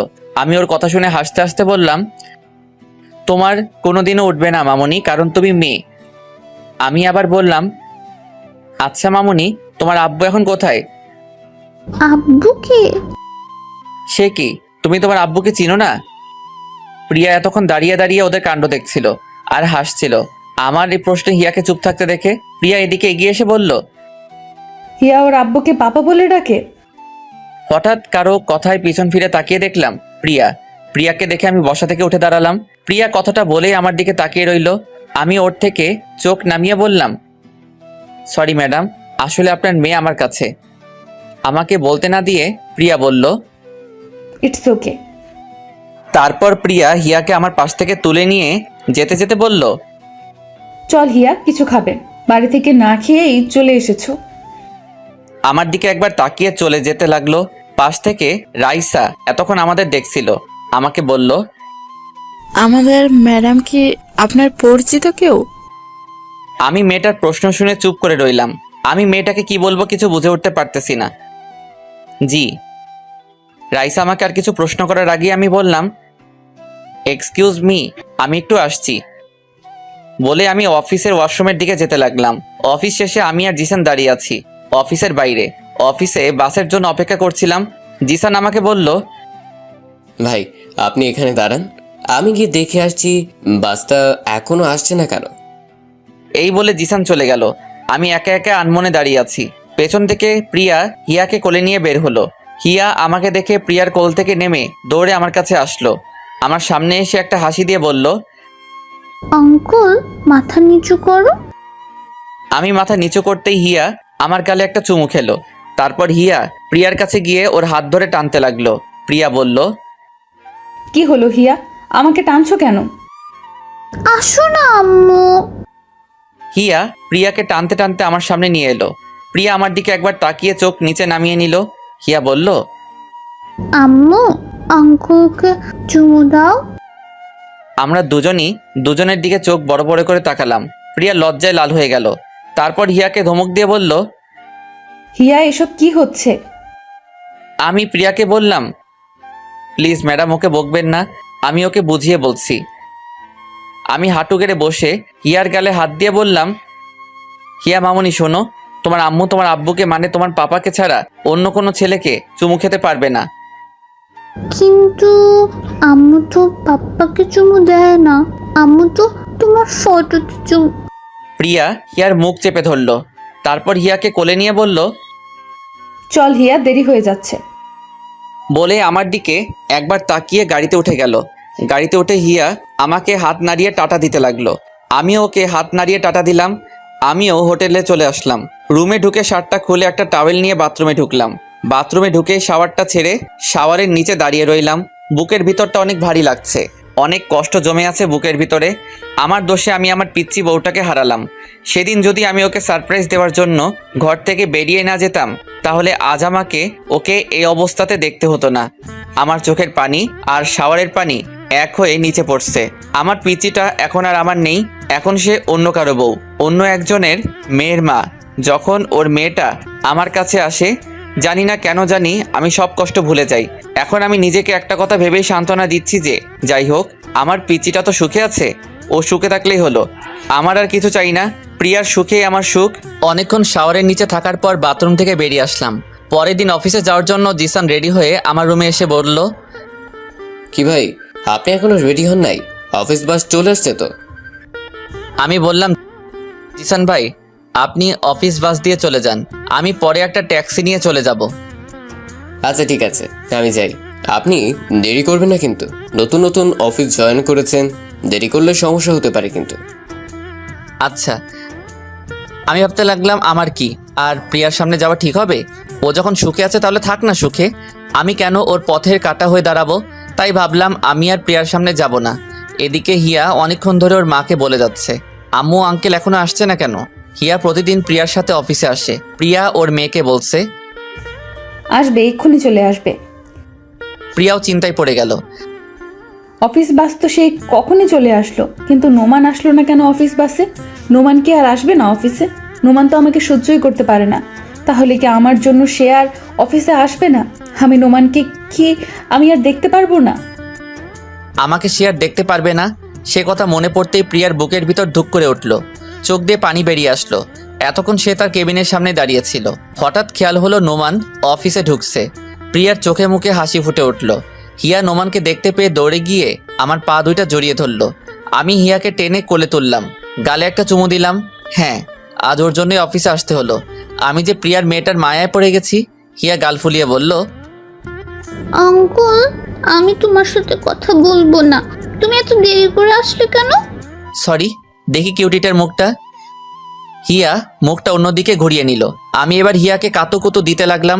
হিয়া খিলখিল করে হাসতে লাগলো। প্রিয়া দেখে একটা হাসি দিয়ে চোখ মুছে জোরে একটা নিঃশ্বাস ফেলে কেবিনে চলে গেল। আমি সারাদিন হিয়াকে নিয়ে মেতে রইলাম। মেয়েটা অনেক পাকা পাকা কথা বলছে, আর আমি সেই কথা শুনে হাসতে হাসতে ফেটে পড়ছি। প্রিয়া বারবার কেবিন থেকে বের হয়ে এসে কিছুক্ষণ দেখে, তারপর একটা হাসি দিয়ে আবার নিজের কেবিনে চলে যায়। এইভাবেই সারাটা দিন কেটে গেল। জিসান এসে বলল, ভাই হোটেলে যাবেন না? অফিস তো শেষ হয়ে গেল। আমার যাওয়ার কথা শুনেই হিয়া আমার গলা জড়িয়ে ধরল। না আঙ্কেল যাবে না। আমি জিসানকে বললাম, জিসান ভাই আপনি অফিস বাস দিয়ে চলে যান, আমি সকালের মতো ট্যাক্সি দিয়ে চলে যাব।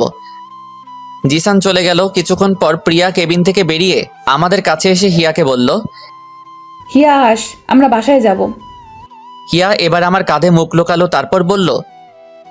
না, আমি যাব না। আমি বললাম চলেন, আমি আপনাদের গাড়িতে তুলে দিয়ে আসছি। অফিসের বাইরে এসে প্রিয়ার গাড়ির সামনে আসলাম। প্রিয়া আগে গিয়ে গাড়িতে বসলো। আমি হিয়াকে বললাম, আমার দিকে তাকাও। হিয়া আমার কাঁধ থেকে মুখ তুলে তাকালো। আমি বললাম, যাও এখন বাসায়, তুমি এরকম করলে কিন্তু আমি কালকে আর এখানে আসবো না। হিয়া আমার কথা শুনে গাড়িতে উঠে গিয়ে বসলো। আমি হিয়ার গালে একটা চুমু দিয়ে সেখান থেকে চলে যেতে লাগলাম। হঠাৎ পিছন থেকে প্রিয়া ডাক দিল। এই যে শুনো। আমি পিছন ফিরে তাকাতেই দেখলাম প্রিয়া গাড়ি থেকে মুখটা বের করে আছে। আমি বললাম, জি বলুন। অফিসের বাস তো চলে গেছে, তুমি কিভাবে যাবে? প্রিয়ার মুখে তুমি ডাক শুনে ওর দিকে অবাক চোখে তাকিয়ে রইলাম। প্রিয়া আবার বলল, আমি তোমাকে কিছু প্রশ্ন করছি। ও জি, আমি ট্যাক্সি দিয়ে চলে যাব। তুমি যদি কিছু মনে না করো, আমি তোমাকে পৌঁছে দিতে পারি। থ্যাংক ইউ, লাগবে না, আমি চলে যেতে পারবো। প্রিয়া মুখটা কালো করে ফেললো। হিয়া বলল, আঙ্কেল চলো না আমাদের সাথে। আমি হিয়ার মুখের দিকে তাকিয়ে আর না করতে পারলাম না। উঠে গেলাম ওদের গাড়িতে। আমি একপাশে আর দিয়া একপাশে, আর হিয়া মাঝখানে। হিয়া আমার কোলে উঠে এসে বসলো। কেউ কোনো কথা বলছি না। কিছুক্ষণ চুপ থাকার পর হুট করে প্রিয়া বলল, তোমার বউকে কি এখানে মালয়েশিয়া সাথে করে নিয়ে এসেছো? আমি প্রিয়ার কথা শুনে হাসতে লাগলাম। বউ। কি হলো, হাসছো কেন? আমি হাসির কিছু বলেছি? আমার কপালে বউ নাই। মানে তুমি কি সব অদ্ভুত কথা বলছো? সত্যি তো বলছি, এখানে অদ্ভুতের কি আছে? মানে তুমি এখনো বিয়ে করো নাই? না, বললাম না আমার কপালে বউ নাই। কেন বিয়ে করো নাই? তুমি জেনে কি করবে? প্লিজ বলো না, কেন বিয়ে করো নাই? আমি কিছুক্ষণ চুপ করে রইলাম। তারপর প্রিয়ার চোখে চোখ রেখে বললাম, তোমার জন্য। প্রিয়া অবাক হয়ে বলল, আমার জন্য মানে? সেদিন রাতে আমি কিছু একটা ভেবে চুপ করে রইলাম। প্রিয়াকে কি এখন এসব বলা ঠিক হবে? প্রিয়া তো সুখেই আছে, ওকে এসব বলে কি ওর কষ্ট বাড়ানো ঠিক হবে? প্রিয়া আমাকে চুপ করে থাকতে দেখে বলল, বলো না সেদিন রাতে কি? কিছু না। প্রিয়া এবার আমার হাত ধরে প্রিয়ার মাথায় নিয়ে গেল। তারপর বলল, ও তো ছোট্ট ফেরেস্তার মতো নিষ্পাপ। আমি জানি তুমি ওর মাথায় হাত রেখে মিথ্যে বলতে পারবে না। আমি এবার কি বলবো কিছু বুঝে উঠতে পারছি না। হিয়ার মাথায় হাত রেখে আমি আবার মিথ্যেও বলতে পারবো না। আমি বললাম, প্রিয়া থাক না এসব এখন, আর জেনে কি করবে? তুমি বলবে কিনা বলো।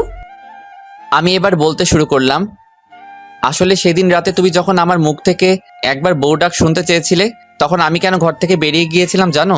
সেদিন আমি তোমাকে সারপ্রাইজ দেওয়ার জন্য রুম থেকে বেরিয়ে গেছিলাম। সেদিন আমি তোমাকে একবার না, সারা জীবনের জন্য বউ ডাকতে চেয়েছিলাম, তোমাকে আপন করে নিতে চেয়েছিলাম। কিন্তু তোমাকে সারপ্রাইজ দেওয়ার জন্য একটা লাল টকটকে শাড়ি আর অনেক গোলাপ ফুল নিয়ে যখন বাসায় আসলাম, তখন আমি নিজেই সারপ্রাইজড হয়ে যাই। এসে দেখি তুমি রুমে নাই। তারপর যখন তোমার চিঠি আর ডিভোর্স পেপারে সাইন দেখলাম, তখন আমার সারা দুনিয়া অন্ধকার হয়ে এসেছিল। তারপর 5-5টা বছর তোমার অপেক্ষায় আর তোমাকে খুঁজতে খুঁজতে কাটিয়ে দেই। সবাই তো ভেবে নিয়েছিল যে তুমি আর বেঁচে নেই, কিন্তু একমাত্র আমি জানতাম তোমাকে আমি একদিন না একদিন খুঁজে পাবো। কিন্তু এভাবে যে পেয়েও তোমাকে হারতে হবে সেটা ভাবিনি। আমি এক নিঃশ্বাসে কথাগুলো বলে ফেললাম। প্রিয়ার দিকে তাকিয়ে দেখলাম গাল বেয়ে চোখের পানি গড়িয়ে পড়ছে। আমার দিকে মায়া ভরা চোখে তাকিয়ে আছে। আমারও চোখ দিয়ে পানি বের হয়ে এসেছিল। আমি সেটা মুছে প্রিয়াকে বললাম, এই পাগলি, কাঁদছো কেন? আমি কিন্তু এখন আর কষ্ট পাচ্ছি না, কারণ তুমি সুখে আছো। তোমার সুখেই আমার সুখ। প্রিয়ার এখন অনেক ইচ্ছে করছে আমাকে জড়িয়ে ধরতে, কিন্তু ধরলো না, নিজেকে কন্ট্রোল করলো। আর মনে মনে বলতে লাগলো, আমাকে এতদিন অনেক কষ্ট দিয়েছো, এখন তোমার নিজের কিছু কষ্ট পাওয়া প্রাপ্য। প্রিয়ার ভিতরে ভিতরে অনেক খুশি হচ্ছে এই ভেবে যে আমার নোমান আমাকে ভালোবাসে। আমার জন্য সে এতটা বছর অপেক্ষা করলো, কিন্তু সে খুশিটা প্রকাশ করলো না। চোখের পানি মুছে চুপ করে বসে রইলো আর বারবার আমার দিকে আর চোখে তাকাতে লাগলো। আজ আমাকে কেন জানি প্রিয়ার কাছে অন্যরকম লাগছে। হিয়া আমার কোলেই ঘুমিয়ে পড়লো। আমার বুকে মাথা রেখে 2 হাত দিয়ে গলা জড়িয়ে ধরে ঘুমিয়ে আছে। আমি ওকে 2 হাত দিয়ে আঁকড়ে ধরে আছি। আমার হোটেলের কাছে চলে আসলাম। আমি হিয়াকে প্রিয়ার কোলে দিলাম। গাড়ি থেকে নেমে এসে আবার গাড়ির ভিতরে মুখ ঢুকিয়ে হিয়ার গালে চুমু দিবার জন্য মাথা এগিয়ে নিলাম। প্রিয়া কাঁধে মাথা রেখে ঘুমিয়েছিল। আমি যখন হিয়াকে চুমু খাওয়ার জন্য ঠোঁট এগিয়ে নিলাম, প্রিয়া ভাবলো আমি ওকে চুমু খাবো, তাই তার গাল এগিয়ে আনছিল। কিন্তু আমি হিয়ার গালে চুমু খাওয়াতে প্রিয়া লজ্জা পেয়ে আবার গাল পিছিয়ে নিল। আমি গাড়ি থেকে মাথা বের করে পিছন ফিরে চলে আসছিলাম। পিছন থেকে প্রিয়া ডাক দিল। এই যে শোনো, আমি পিছন ফিরে বললাম, জি। কালকে অফিসে একটু তাড়াতাড়ি চলে যেও। জি আচ্ছা। এই বলে আমি হোটেলের ভিতর ঢুকে গেলাম। আমি ভিতরে ঢোকা পর্যন্ত প্রিয়া সেখানেই গাড়ি নিয়ে দাঁড়িয়ে রইল। আমি রুমে ঢুকে সবকিছু গুছিয়ে নিলাম। প্রিয়াকে আমার মনের কথা বলতে পেরে এখন শান্তি লাগছে। পরের দিন সকালে রেডি হচ্ছিলাম, হঠাৎ আমার মোবাইলটা বেজে উঠল। আম্মু ফোন দিয়েছেন। আমি ফোন রিসিভ করার পর আম্মু বললেন, কেমন আছিস রে? ভালো আম্মু, আমি আসছি, এসেই তোমার সাথে কথা বলবো, এখন রাখি। কোথায় আসছিস? আম্মু আমি দেশে ফিরছি। আম্মুকে কিছু বলতে না দিয়ে আমি ফোনটা কেটে দিলাম। হ্যাঁ, আমি আজ ফিরে যাচ্ছি দেশে। সেদিন যখন ভাবছিলাম প্রিয়ার সামনে আর যাব না, সেদিনই আমি দেশে ফেরার জন্য টিকিট বুক করি। তাই সেদিন অফিসে যেতেও দেরি হয়েছিল। আজ এখানকার সময় দুপুর 12টায় আমার ফ্লাইট। আম্মুকে প্রিয়ার কথা বললাম না। প্রিয়া যখন সবার থেকে দূরে চলে এসে ভালো থাকতে চাইছে, তাহলে থাকুক প্রিয়া ওর মতো করে। আমি ওর সুখে পানি ঢালতে চাই না। আমি আজ শেষবারের মতো প্রিয়াকে আর ওর মেয়ে হিয়াকে দেখতে যাচ্ছি। ওর মেয়েটার মায়ায় পড়ে গেছি যে আমি। জিসানকে আমি আরও আগে বলে দিয়েছি অফিস বাসে করে চলে যেতে। তারপর সব কিছু নিয়ে একটা ট্যাক্সিতে উঠলাম। অফিস থেকে একেবারে এয়ারপোর্টে চলে যাব। আমার ট্যাক্সি আর প্রিয়ার প্রাইভেট কার একসাথে এসে থামলো অফিসের সামনে। আমি ট্যাক্সি থেকে নেমে দাঁড়াতেই দেখলাম প্রিয়া আর হিয়া নামছে গাড়ি থেকে। আজ প্রিয়া একটা কালো শাড়ি পরে এসেছে। আজ অনেক সুন্দর লাগছে প্রিয়াকে। এত সুন্দর কেন এই মেয়েটা? আমি নিজের মাথায় নিজেই থাপ্পড় দিলাম। আমি এসব কি ভাবছি? প্রিয়া এখন অন্য কারো বউ। গাড়ি থেকে নেমেই হিয়া আমাকে দেখতে পেয়ে দৌড়ে এসে আমার কোলে উঠলো। আমি হিয়ার গালে একটা চুমু খেলাম। মেয়েটা যে কেন আমাকে এত মায়ায় ফেলছে, আজকের পর হয়তো আমাকে না দেখতে পেয়ে অনেক মিস করবে, আর আমিও অনেক অনেক মিস করব। প্রিয়া আমার দিকে তাকিয়ে একটা হাসি দিল। আমি হিয়াকে কোলে নিয়ে অফিসে ঢুকে গেলাম। আমার পিছন পিছন প্রিয়াও ঢুকলো। আমি হিয়াকে আমার টেবিলে নিয়ে গিয়ে বসালাম। প্রিয়া আমার দিকে একবার তাকিয়ে ওর কেবিনে ঢুকে গেল। প্রিয়াকে দেখে মনে হচ্ছে আজ সে অনেক হ্যাপি। ভালোই হলো, আজ প্রিয়াকে হাসি মুখে দেখেই সারা জীবনের জন্য ওর জীবন থেকে বিদায় নিতে পারবো। হিয়াকে টেবিলে বসিয়ে আমি হাঁটু গেড়ে নিচে বসলাম। আমি ওর গালে হাত দিলাম। কিছুক্ষণ তাকিয়ে রইলাম। এই মেয়েটাকে আমার এত এত মায়া লাগে কেন? হিয়া, আমি নিজেকে ধরে রাখতে পারলাম না। চোখ দিয়ে সাগরের বাঁধ ভাঙার মতো করে অশ্রু গড়িয়ে পড়ল। আমার বুকটা ফেটে যাচ্ছে, চিৎকার করে কাঁদতে ইচ্ছে করছে। হিয়া আমার গালে হাত দিয়ে বলল, আঙ্কেল তুমি কান্না করছো কেন? আমি হিয়ার কথায় কোনো উত্তর দিলাম না। ওর গালে একটা চুমু দিয়ে ওকে জড়িয়ে ধরলাম। তারপর বললাম, হিয়া তুমি তোমার আম্মুর কাছে যাও, আমি তোমার জন্য বাইরে থেকে অনেকগুলো চকলেট নিয়ে আসছি। আজ এই মায়াবতীটাকেও মিথ্যে বলতে হলো। এই বলে আমি হিয়াকে ওর আম্মুর কেবিনের সামনে দিয়ে আসলাম। কেবিনের বাইরের গ্লাস দিয়ে আমি আমার মায়াবতীটাকে শেষ একবার দেখলাম। মাথা নিচু করে অফিসের পেপারে কি যেন লিখছে। আমি আর সেখানে দাঁড়ালাম না, চলে যেতে লাগলাম। আমি যে অফিস গেট দিয়ে বেরোতে যাব, তখনই ছোট্ট দুইটা হাত আমার পা জড়িয়ে ধরলো। হিয়া, হ্যাঁ হিয়াই পিছন থেকে আমার পা জড়িয়ে ধরলো। আমি আবার হাঁটু গেড়ে ওর সামনে বসলাম। কি হলো হিয়া? আঙ্কেল আঙ্কেল তুমি ফিরে আসবে তো? ইয়া আল্লাহ, তুমি এই পিচিটাকে কেন এত মায়া দিয়ে গড়লে? আমার যে এই পিচিটাকে ছেড়ে যেতে ইচ্ছে করছে না। মেয়েটাকে আমি আবার জড়িয়ে ধরলাম। আমার এখন হাউহাউ করে কান্না করতে মন চাইছে। এই মেয়েটার প্রতি আমার কিসের এত টান? কি আছে এই মেয়ের মধ্যে? আমাকে আবার মেয়েটাকে মিথ্যে বলতে হলো। আমি আসছি মামুনি, এক্ষুনি আসছি। তোমার জন্য অনেকগুলো চকলেট নিয়ে আসছি। তাহলে তুমি কান্না করছো কেন? তোমাকে চকলেট আনতে হবে না আঙ্কেল, আমার চকলেট লাগবে না, তুমি যেও না। বলে আবার আমার গলা জড়িয়ে ধরলো। আমার চোখ দিয়ে অনর্গল বৃষ্টি ঝরেই যাচ্ছে, কিন্তু কোনো আওয়াজ করতে পারছি না। পৃথিবীর সবচেয়ে কষ্টের কান্নাই হলো নীরব কান্না। এই কান্নায় বুক ফাটে ঠিকই, কিন্তু মুখ ফোটে না। এখন সেই পরিস্থিতিতেই আমি আছি। আমি হিয়াকে আমার থেকে ছাড়িয়ে আরও একটা মিথ্যা বললাম। এই যে মামুনি, ওই যে দেখা যাচ্ছে দোকান, সেখান থেকে আমি আসছি। তুমি তোমার আম্মুর কাছে যাও। হিয়া মুখটা কালো করেই চলে গেল। আমি ট্যাক্সিকে বলেছিলাম আমি আসার আগ পর্যন্ত দাঁড়িয়ে থাকতে। ট্যাক্সিটা এখনো দাঁড়িয়ে আছে। আমি ট্যাক্সিতে উঠতে যাব, তখনই জিসান আমাকে ডাক দিল। এই যে নোমান ভাই। জিসান অফিস থেকে দৌড়ে বের হয়ে আমার কাছে আসলো, এসে বলল। কোথায় যাচ্ছেন ভাই? আমি জিসানকে জড়িয়ে ধরলাম। আপনি অনেক ভালো জিসান ভাই, এই কদিনেই আমাকে অনেক আপন করে নিয়েছেন। আমি দেশে ফিরে যাচ্ছি ভাই। মানে এই তো কদিন হলো এখানে আসছেন। আমি আর এদেশে থাকতে চাই না ভাই, আসি ভাই, ভালো থাকবেন। এই বলে আমি ট্যাক্সিতে উঠে গেলাম। এদিকে হিয়া আমি চলে যাওয়ার পর ওর আম্মুর কেবিনে যায় নাই। আমি যেখানে বসে কাজ করতো সেখানেই বসে আছে। আধা ঘন্টা হয়ে গেল, আমি এখনো আসছি না। এদিকে প্রিয়া ভাবলো একবার ওদের দেখে আসি। প্রিয়া কেবিন থেকে বের হয়ে এসে দেখে হিয়া একা একা গালে হাত দিয়ে বসে আছে। প্রিয়া এগিয়ে গিয়ে বলল, তোমার আঙ্কেল কই গেছে হিয়া? আমার জন্য চকলেট আনতে গেছে, কিন্তু জানো আম্মু, আঙ্কেল সে কখন গেছে, এখনো আসছে না। আর জানো আম্মু, আঙ্কেল বাইরে যাওয়ার সময় অনেক কান্না করেছে। প্রিয়ার বুক ধুক করে উঠল। নোমান কান্না করলো কেন? তাহলে কি নোমান? প্রিয়া হিয়াকে কোলে নিয়ে জিসানের কাছে গেল। আমাকে সে অনেকবার জিসানের সাথে দেখেছে। জিসান প্রিয়াকে দেখেই বসা থেকে উঠে দাঁড়ালো। ম্যাডাম কিছু বলবেন? নোমান কোথায় গেছে? নোমান ভাই তো আজ দেশে চলে যাচ্ছেন। কি? এই বলে প্রিয়া হিয়াকে নিয়ে বেরিয়ে যেতে লাগলো। জিসান কিছুই বুঝতে পারলো না। নোমান দেশে চলে যাচ্ছে শুনে তার ম্যাডাম কেন এরকম রিয়াক্ট করলো।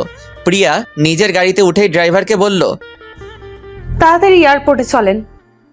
প্রিয়াকে কান্না করতে দেখে হিয়া জিজ্ঞেস করলো, আম্মু, তুমি কান্না করছো কেন? আর আঙ্কেল কোথায় গেছে?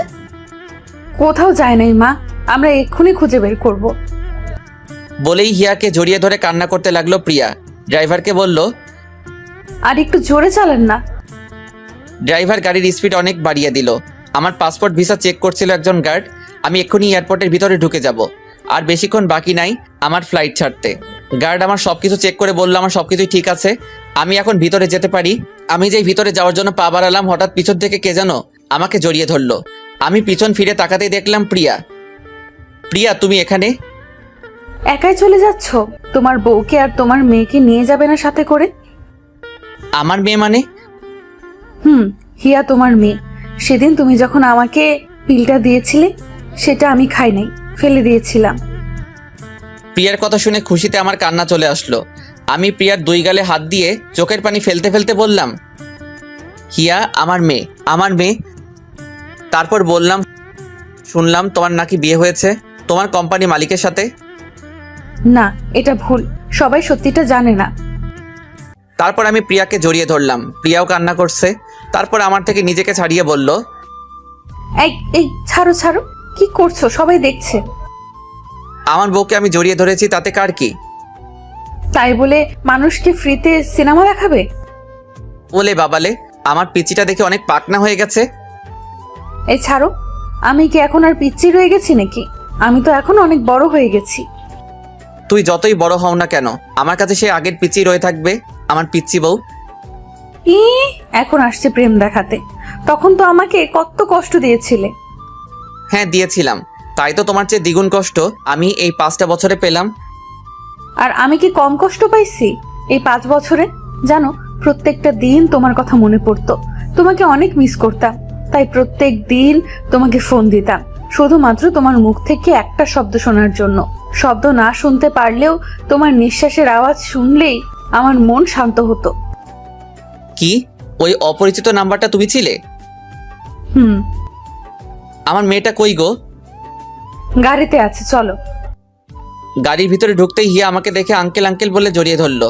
আমি বললাম, আঙ্কেল না মামুনি, আব্বু বলো। আব্বু কেন? এখন থেকে আব্বুই বলবে। আমি হিয়াকে আমার কোলে নিয়ে ওর চোখে মুখে অনেকগুলো চুমু দিলাম। প্রিয়া আমাদের বাবা মেয়ের মিলন দেখে হাসতে লাগলো। আমি হিয়াকে বললাম, চলো আম্মু, আমরা এখন বাংলাদেশে যাব। বলেই আমি হিয়াকে কোলে নিয়ে গাড়ি থেকে নেমে প্রিয়ার হাত ধরে টানতে লাগলাম। প্রিয়া বলল, এই কোথায় যাচ্ছ? কেন, দেশে যাবা না? পাসপোর্ট টিকিট ছাড়া কিভাবে যাব আমরা? ও, আমি তো ভুলেই গেছিলাম। তো এখন আমরা কই যাব? আমি যে বাড়িতে আমার জীবনের 5টা বছর কাটিয়েছি, সেই বাড়িতে। ওদের থেকেও তো বিদায় নিতে হবে। ওদের কাছে যে আমি ঋণী, ওরা আমাকে যে নতুন করে জীবন দিয়েছিল। তারপর আমরা আরিয়ান চৌধুরীর বাড়িতে চলে আসি। আরিয়ান চৌধুরী ও তার মা আমাকে দেখে আমার দিকে অবাক চোখে তাকিয়ে আছেন। আরিয়ান চৌধুরী আমাকে প্রশ্ন করলো, আপনি এখানে? হয়তো আমাকে আগে ফটোতে দেখেছে, তাই প্রথম দেখাতেই চিনে ফেললো। তারপর প্রিয়া ওদের সবকিছু বুঝিয়ে বলল। আরিয়ান চৌধুরী প্রিয়ার কথা শুনে মুখটা মলিন করে কিছুক্ষণ দাঁড়িয়ে রইল। তারপর আমাদের বলল, আচ্ছা, তাহলে আজ না হয় তোমরা এখানে থাকো। এর ভেতরে আমি প্রিয়া আর হিয়ার পাসপোর্ট টিকিটের ব্যবস্থা করে ফেলছি। এই বলে আরিয়ান চৌধুরী আর সেখানে দাঁড়ালো না, চলে গেল বাইরে। আরিয়ানের আম্মুর মুখের দিকে তাকিয়ে দেখলাম ওনার চোখে পানি। হয়তো প্রিয়া আর হিয়া চলে যাওয়ার কথা শুনে অনেক কষ্ট পেয়েছেন। উনি অনেক কষ্ট করে বললেন, প্রিয়া, তোর স্বামীকে নিয়ে রুমে গিয়ে ফ্রেশ হয়ে আয় মা, আমি তোদের জন্য খাবার রেডি করছি। এই বলে উনি চলে গেলেন। প্রিয়া আমাকে বলল, চলো রুমে চলো। প্রিয়া আমাকে একটা রুমে নিয়ে আসলো। জিনিসপত্র দেখে মনে হচ্ছে এটা প্রিয়ারই রুম ছিল এতদিন। প্রিয়া নিজের আলমারি থেকে একটা টাওয়েল বের করে আমার হাতে দিল, বলল, যাও ওইদিকে ওয়াশরুম, গোসল করে ফ্রেশ হয়ে আসো। আচ্ছা প্রিয়া, একটা কথা বলি। প্রিয়া মুখে একটা রাগী লোক নিয়ে আমাকে বলল, এইভাবে জিজ্ঞেস করছো যেন অন্য কারো বউয়ের সাথে কথা বলছো। তোমার যা মন চায় তাই বলো, জিজ্ঞেস করার কি আছে? আরিয়ান চৌধুরীর আম্মুকে দেখলাম তুমি চলে যাচ্ছ, সেই কথা শুনে চোখ দিয়ে পানি বের হয়ে আসছে। প্রিয়া একটা দীর্ঘ নিঃশ্বাস ছেড়ে বলল, ওনাদের মতো কোনো মানুষ হয় না। যখন আমি তোমাকে ছেড়ে চলে আসি তারপর থেকে আমি অনেক ভেঙে পড়ি। প্রত্যেকটা দিন তোমার জন্য কান্না করতাম, ঠিক মতো খাওয়া দাওয়া করতাম না। তারপর উনি আমাকে নতুন করে বাঁচতে শিখিয়েছিলেন। আমাকে প্রত্যেকটা দিন নিজের হাতে খাইয়ে দিতেন। আমাকে যেভাবে উনি আদর করতেন সেভাবে হয়তো উনি নিজের মেয়েকেই করেন না। আমি আমার এ মাকে ফেলে আসলে কি হবে? এখানে এসে আরেক মাকে পেলাম। বলেই প্রিয়া কান্না করতে লাগলো। আমি প্রিয়ার মাথা আমার বুকে ঠেকিয়ে সান্ত্বনা দিতে লাগলাম। হঠাৎ হিয়া রুমে এসে আমাদের দেখে বলল, তোমরা কি করছো? আমি প্রিয়াকে ছেড়ে হিয়াকে কোলে নিলাম। বললাম, তোমার আম্মুকে আদর করছিলাম মামুনি। না, তুমি আম্মুকে আদর করবে না। কেন? তুমি শুধু আমাকে আদর করবে, আর কাউকে না। প্রিয়া বলল, দেখেছো তোমার মেয়ে কি হিংসুক? এখন থেকেই আমাকে তোমার থেকে কত দূরে ঠেলে দিচ্ছে। আমি প্রিয়ার কথা শুনে হাসতে লাগলাম। এইভাবে প্রিয়া আর হিয়ার সাথে খুনসুটিতে কেটে গেল সারাটা দিন। রাতে খাবার খেয়ে রুমে আসলাম ঘুমাতে। এখানে প্রিয়ার আজকে লাস্ট রাত, কালকে আমরা চলে যাব দেশে। হিয়া অনেক আগেই ঘুমিয়ে গেছে। এই তুমি আমার দিকে এইভাবে আগাচ্ছ কেন? আমার পিচ্চি বউটাকে একটু আদর করব। এই না না, সরো, আমি কিন্তু চিল্লাবো। চিল্লাও, কেউ আসবে না। তুমি চিল্লালে আজ কেউ আসবে না, উল্টা ওরা আরো অন্য কিছু ভাববে। প্লিজ সরে যাও। আমি তোমার সাথে সব কিছু নতুন করে শুরু করতে চাই। আমরা আবার নতুন করে বিয়ে করব, আবার নতুন করে বাসর করব। প্লিজ আজ না, প্লিজ আজ একটু শান্তিতে ঘুমিয়ে পড়ো। আমি প্রিয়ার কাছ থেকে সরে আসলাম। বললাম, শিয়ালের সামনে মোরগ দেখে বলছে শান্তিতে ঘুমাতে। বলেই আমি অন্যদিকে মুখ করে বসে রইলাম। আমার কথা শুনে প্রিয়া হাসতে লাগলো। তুমি এত দুষ্টু কেন? বলেই প্রিয়া আমার কাঁধে হাত রেখে পেছন থেকে আমাকে 2 হাত দিয়ে জড়িয়ে ধরলো। আচ্ছা, একটা কাজ করতে পারো। কি? আমাকে একটা কিস করতে পারো, কিন্তু কিস করার পর অন্য কিছু করার ধান্দা করো না কিন্তু। লাগবে না আমার কিস। তোমার না লাগলেও আমার লাগবে। বলেই আমাকে ধাক্কা দিয়ে বিছানাতে ফেলে আমার উপর উঠে এসে আমার ঠোঁটে ঠোঁট মিশিয়ে দিল। অনেকক্ষণ পর আমার ঠোঁট ছাড়লো। আমি অনেক জোরে জোরে শ্বাস নিতে লাগলাম। প্রিয়াও আমার মতো হাঁপাতে লাগলো। আমি বললাম, ও মাই গড, আরেকটু হলে তো আমি মরেই যেতাম। রাক্ষসী একটা, আমার ঠোঁট কি খাবার জিনিস নাকি যে এভাবে চুমু খেতে হবে? ইস, আবার ঠোঁটে কামড় দিছে, রাক্ষসী একটা। কি বললে? আমি রাক্ষসী? আর দেখি কোথায় লেগেছে। বলেই আমার ঠোঁটে হাত দিল, বলল, কই, কিছু হয় নাই তো। হয় নাই মানে? এই যে রক্ত বের হচ্ছে, দেখতে পাচ্ছ না? প্রিয়া এবার আরো জোরে জোরে হাসছে। এই পিচ্চি শয়তান্নি, আমার রক্ত বের হচ্ছে আর তুমি হাসছো? আরে পাগল, এগুলো রক্ত না, আমার লিপস্টিক। তুই আমাকে লিপস্টিক খাওয়াইছো, এখন যদি আমার পেট খারাপ করে? কিছু হবে না, এখন থেকে লিপস্টিক খেয়ে অভ্যাস করো, ভবিষ্যতে আরো অনেক খেতে হবে। এবার ঘুমাও। দাঁড়াও, আম্মুকে একটা ফোন দিয়ে নেই। আর তুমি একটা কথাও বইলো না, চুপ করে থাকো। আমি ওদের সারপ্রাইজ দিতে চাই। ফোন দেওয়ার সাথে সাথেই আম্মু রিসিভ করলেন। কি রে, তুই কখন আসবি? আমি সেই কখন থেকে তোর অপেক্ষা করে বসে আছি। আম্মু, আমি আজ আসবো না, কাল আসছি। কি হয়েছে রে, আজ আসবি না কেন? আম্মু, কাল এসে সব বলছি। আর শোনো, চাচা চাচিকে ফোন দিয়ে কালকে আমাদের বাসায় আসতে বলো। আচ্ছা। এখন রাখছি। প্রিয়া বলল, আমার কথা বললে না কেন? কালকে ওদের সবাইকে সারপ্রাইজ দিব। তোমাকে হঠাৎ দেখে সবাই চমকে উঠবে আমি জানি। আচ্ছা, এখন ঘুমিয়ে পড়ো। হুম। আমি আমার বালিশে মাথা রাখতেই প্রিয়া আমার বুকে শুয়ে পড়ল। কি হলো, তুমি তোমার বালিশে ঘুমাও। প্রিয়া নিজের বালিশটা হাতে নিয়ে নিচে ফেলে দিল, তারপর বলল, আমার বালিশ নাই। আমার বুকে আবার মাথা রাখলো। আমি প্রিয়ার কাণ্ড দেখে হাসতে লাগলাম। পাগলি একটা। তোমার পাগলি। প্রিয়া কিছুক্ষণ চুপ করে থাকার পর আবার বলল, জানো আজ কতদিন পর শান্তিতে ঘুমাতে পারবো। পাগলি ঘুমাও। বলে আমি প্রিয়াকে 2 হাত দিয়ে শক্ত করে বুকে মিশিয়ে নিলাম। পরের দিন সকালে সবার থেকে বিদায় নিয়ে চলে আসলাম এয়ারপোর্টে। আরিয়ান চৌধুরীর বাড়ি থেকে আসার সময় আরিয়ানের মা আর প্রিয়া অনেক কান্না করছে। বিমানে বসে আছি, হিয়া আমার কোলে ঘুমিয়ে, আর প্রিয়া আমার কাঁধে মাথা রেখে ঘুমিয়ে আছে। বিমান বাংলাদেশ এসে ল্যান্ড করলো। আমি প্রিয়াকে ডাকলাম, এই প্রিয়া, প্রিয়া উঠো, আমরা চলে এসেছি দেশে। প্রিয়া চোখ মুছতে মুছতে আমার দিকে তাকিয়ে অপরাধীর ভঙ্গিতে বলল, সরি, তুমি হয়তো সারা রাস্তা একা একা বোর হয়েছো। আমার যে কখন ঘুম লেগে গিয়েছিল বুঝতেই পারিনি। এয়ারপোর্ট থেকে বের হতেই প্রিয়া জোরে একটা নিঃশ্বাস নিল। প্রিয়া বলল, কতদিন পর আমার দেশের সেই চিরচেনা গন্ধটা পেলাম, মনটাই ফ্রেশ হয়ে গেল। এখন চলো। প্রিয়া আর হিয়াকে নিয়ে একটা ট্যাক্সিতে উঠলাম। হিয়ার এখনো ঘুম ভাঙে নাই, এখনো আমার কোলেই ঘুমিয়ে আছে। আমাদের বাড়ির পাশে আসতেই আমি প্রিয়ার হাতে একটা বোরকা ধরিয়ে দিয়ে বললাম, এটা পরে নাও। বোরকা কেন? পরো না, এত প্রশ্ন করছো কেন? প্রিয়া আর কিছু না বলে বোরকা পরে নিল। প্রিয়ার চোখ দুইটা ছাড়া এখন আর কিচ্ছু দেখা যাচ্ছে না। হিয়াও জেগে উঠেছে। আমি হিয়াকে কোলে নিয়ে আমাদের ঘরের বেল বাজালাম। আম্মু এসে দরজা খুললেন। নোমান বাবা, তুই? বোরকা পরা প্রিয়াকে আর আমার কোলে হিয়াকে দেখে আটকে গেলেন। আবার বললেন, কি রে, ওরা কে? বলছি, আগে ঘরে তো ঢুকতে দাও। আমি ভিতরে ঢুকে দেখলাম আব্বু, চাচা, চাচি, অবন্তী, শিহাব সবাই ড্রয়িং রুমে বসে আছেন। আমাকে সবাই একসাথে প্রশ্ন করলেন যে ওরা কে। আমি প্রিয়াকে দেখিয়ে বললাম, ও আমার বউ। সবাই অবাক হওয়ার চেয়ে খুশি হলেন। আব্বু বললেন, নোমান, তুই শেষ পর্যন্ত বিয়ে করলি, এবার আমি শান্তি পেলাম। আম্মু প্রিয়াকে বললেন, মুখোশটা খোলো বৌমা, দেখি আমার বৌমা কত সুন্দর। প্রিয়া আমার দিকে তাকিয়ে চোখের ইশারায় প্রশ্ন করলো খুলবে কিনা। আমি মাথা নাড়িয়ে হ্যাঁ বললাম। প্রিয়া পিছনে হাত দিয়ে ফিতাটা খুললো। খুলে আস্তে আস্তে মুখ থেকে মুখোশটা সরালো।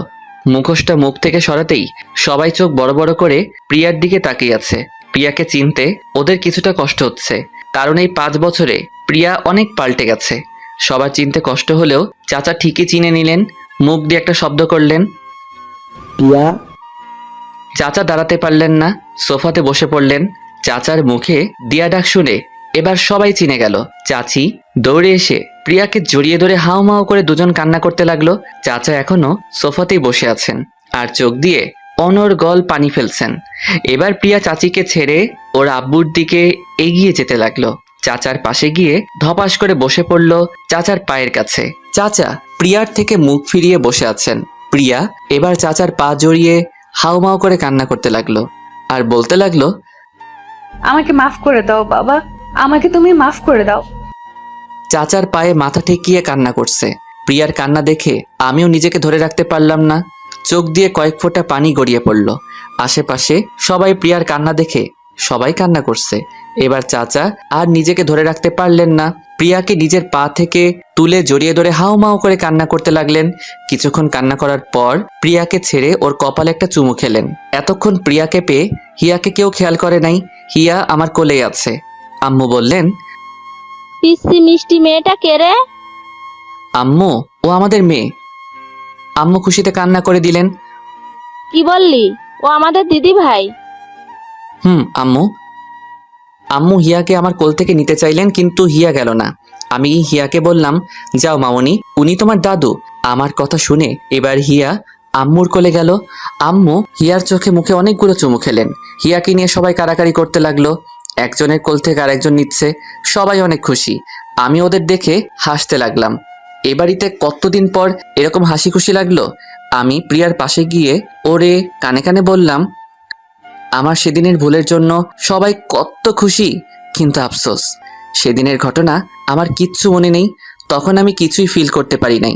সমস্যা নাই, সেদিন ফিল করতে পারি নাই তো কি হয়েছে, আজ আবার সবকিছু নতুন করে ফিল করে নিব। প্রিয়া লজ্জা পেয়ে বলল, এই সরো, তোমার কি লজ্জা শরম নাই? সবাই আছে তো। আরে আমি কি সবাইকে শুনিয়ে বললাম নাকি? আমি তো তোমার কানে কানে বললাম। রাতে কাজিয়ে এনে নতুন করে আবার আমাদের বিয়ে হলো। আজ আবার বাসরঘর সাজানো হলো। এই নিয়ে 3টা বাসর হবে আমাদের, কিন্তু ওই 2টা ছিল অপূর্ণ বাসর রাত। আজ হবে আমাদের আসল বাসর রাত। প্রিয়া আগে থেকেই বাসর ঘরে গিয়ে বসে আছে। আমি হিয়াকে খুঁজতে লাগলাম। আম্মুকে জিজ্ঞেস করতে বললেন অবন্তীর রুমে আছে। আমি অবন্তীর রুমে এসে বললাম, ওই হিয়া কই? এই যে ও ঘুমিয়ে আছে। আচ্ছা দে, আমি ওকে নিয়ে যাই। আরে ভাইয়া, না না, ও আমার কাছে থাকুক। তুমি যাও, গিয়ে তোমার কাজ করো। আমি আবার এখন কি কাজ করব? কেন ভাইয়া, আজ না তোমার বাসর রাত? বাসর রাতে মানুষ কি কাজ করে? ওই বুড়ি, এত পাকনা পাকনা কথা বলছিস কেন? কষিয়ে এক চড় মারবো। মারো মারো, যত খুশি মারো, তবে আজকের বাসর রাতটা ভালোভাবে কাটিও ভাইয়া। আবার? আচ্ছা ভাইয়া, আর বলবো না। হিয়ার দিকে খেয়াল রাখিস।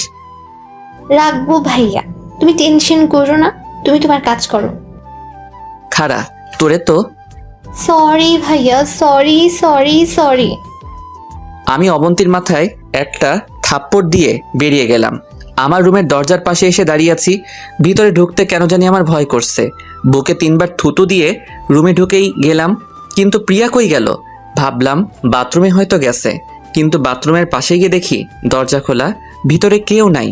আমি এবার প্রিয়াকে ডাকতে লাগলাম, এই প্রিয়া, প্রিয়া, এই বউ, এই পিচ্চি বউ, এই পিচ্চি শয়তানি, কই গেলা? হঠাৎ প্রিয়া বেলকনি থেকে দৌড়ে বেরিয়ে আসলো, এসে আমার সামনে দাঁড়ালো। আমি বললাম, তুমি বেলকনিতে ছিলে? এতক্ষণ ধরে ডাকলাম, শুনলে না কেন? তোমার মুখে পিচ্চি শয়তানির ডাক শুনতে চেয়েছিলাম, তাই চুপ করেছিলাম। ওরে আমার পিচ্চি শয়তানি রে, বলেই প্রিয়াকে পাজা করে ধরে কোলে নিলাম। আমি বললাম, ওরে বাবা রে, তুমি এত ভারী হয়েছো কি করে? প্রিয়াকে কোলে নিয়ে বিছানাতে নামিয়ে হাত নাড়াতে নাড়াতে বললাম, আমার হাত 2টা গেল। এত মোটু কেন তুমি? উফ। কি বললা? আমি মোটু? তুমি মোটু, তোমার বাপ মোটু, তোমার 14 গোষ্ঠী মোটু। তুমিও তো আমার 14 গোষ্ঠীর মধ্যে একজন। থুর, সরো এখান থেকে, তোমার সাথে আমার কথা নাই। বলেই আমার থেকে মুখ ঘুরিয়ে বসে রইল। আমি প্রিয়াকে আমার দিকে ঘুরিয়ে ওর গাল টিপে বললাম, ওলে বাবালে, আমার পিচ্চি বউটা রাগ করছে। আচ্ছা সরি, এই দেখো কান ধরছি, 1 2 3। প্রিয়া এবার হাসতে লাগলো। হইছে হইছে, আর কান ধরতে হবে না, ওঠো। আমি উঠে গিয়ে প্রিয়ার পাশে বসলাম, বললাম, আচ্ছা প্রিয়া, সেদিন রাতে আমাদের মধ্যে কি কি হয়েছিল গো? আমার তো কিছুই মনে নাই, শুধু এটাই মনে আছে যখন আমি তোমার। প্রিয়া আমার মুখে হাত দিল। চুপ করো, তোমার মুখে কিচ্ছু আটকায় না। না, আটকায় না। তোমার সামনে আমার কোনো কথাই আটকায় না। আমার একটা তোমার মতো কিউট বাবু লাগবে। লজ্জায় লাল হয়ে বলল। আমি মজা করে বললাম, তো আমি কি করতে পারি? প্রিয়া এবার রেগে গিয়ে বলল, কি করবে মানে? তুমি জানো না কি করবে? না, আমি তো জানি না কি করব, তুমি বলে দাও কি করতে হবে। যাও খবিস কোথাকার, আমি বলতে পারবো না। তাহলে আমিও কিছু করতে পারবো না। তোমাকে কিছু করতে হবে না, আমিই করছি। বলেই আমাকে ধাক্কা দিয়ে বিছানাতে ফেলে দিল। আমি বললাম, দাঁড়াও দাঁড়াও, তোমার কিছু বলতে দিল না, ঠোঁটে ঠোঁট মিশিয়ে দিল। আমি ওকে ছাড়িয়ে বললাম, শিট, আজকেও লিপস্টিক খাইয়ে ছাড়লে। আমি এক হাত দিয়ে আমার ঠোঁট আর এক হাত দিয়ে আমার টি শার্টের মাথা দিয়ে দিয়ার ঠোঁট মুছেছি। এবার প্রিয়াকে আমি ধাক্কা দিয়ে বিছানাতে ফেললাম। ওর ঠোঁটে আবার আমার ঠোঁট মিশিয়ে দিলাম। এভাবে চোখে গলায় ঘাড়ে চুমুতে চুমুতে ভরিয়ে দিলাম। আজ আমার প্রতিটা স্পর্শে প্রিয়া কেঁপে কেঁপে উঠছে। এভাবে আমরা দুজন দুজনের ভালোবাসায় মিশে হারিয়ে গেলাম অতল সমুদ্রে, যে সমুদ্রে যেতে হলে লাগবে প্রচুর ভালোবাসা আর সাথে ভালোবাসার মানুষ। এভাবে হঠাৎ ঘুমিয়ে পড়লাম। রাতে হঠাৎ আমার ঘুমটা ভেঙে গেল। পাশে হাত দিয়ে দেখি প্রিয়া নাই। মেয়েটা গেল কই? আমি একটা 3/4 পরে টি শার্টটা খুঁজতে লাগলাম। পাশে টি শার্ট না পেয়ে খালি গায়ে বেলকনির দিকে যেতে লাগলাম। বেলকনিতে আসতেই দেখলাম পাগলিটা আনমনে দাঁড়িয়ে আছে, বাতাসে চুল উঠছে। গায়ে আমার টি শার্টটা, হয়তো হাতের কাছে কিছু না পেয়ে আমার টি শার্ট পরে এসেছে। আমি পিছন থেকে গিয়ে প্রিয়াকে জড়িয়ে ধরলাম। হুট করে কারো হাতের ছোঁয়া পেয়ে প্রিয়া ধরফড়িয়ে উঠল। আমি বললাম, আরে এভাবে লাফ দিলে কেন? বলে আমি ওর চুলে নাক ডুবিয়ে দিলাম। মাতাল করা সেই গন্ধ ওর চুলে। প্রিয়া বলল, ও তুমি হুট করে এভাবে জড়িয়ে ধরলে তো ভয় পাবোই। এত রাতে আমার পিচ্চি শয়তান্নিটা এখানে কেন? আমি পেছন থেকে প্রিয়ার গালে চুমু খেতে লাগলাম। আজ আমার জীবনের সবচেয়ে সুখের রাত। এই রাত আমি ঘুমিয়ে কাটাতে চাই না। তাহলে আমাকে ডাকলে না কেন? তুমি অনেক সুন্দর করে ঘুমাচ্ছিলে, তাই ডাকতে ইচ্ছে করে নাই। চলো তাহলে সুখের রাত সুখে ভরিয়ে দেই। আবারও হারিয়ে গেলাম সুখের রাজ্যে। 5-5টি বছর যেভাবে কষ্টে কাটাইছি, আজকে সেই সব কষ্ট সব ভুলে গেছি, হারিয়ে গেছি অজানার পথে। তুমি তো আমার জানি। তুমি আমাকে জান বললা কেন?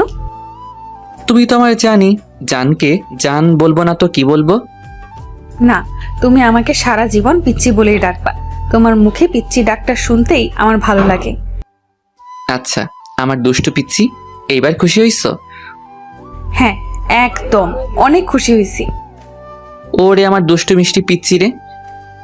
এই বলেই আরো জোরে জড়িয়ে ধরে ওর শরীরের উপরে উঠে গেলাম। কোনো অপূর্ণতা আর রাখিনি। সারাটা রাত এইভাবেই কাটিয়ে দিলাম।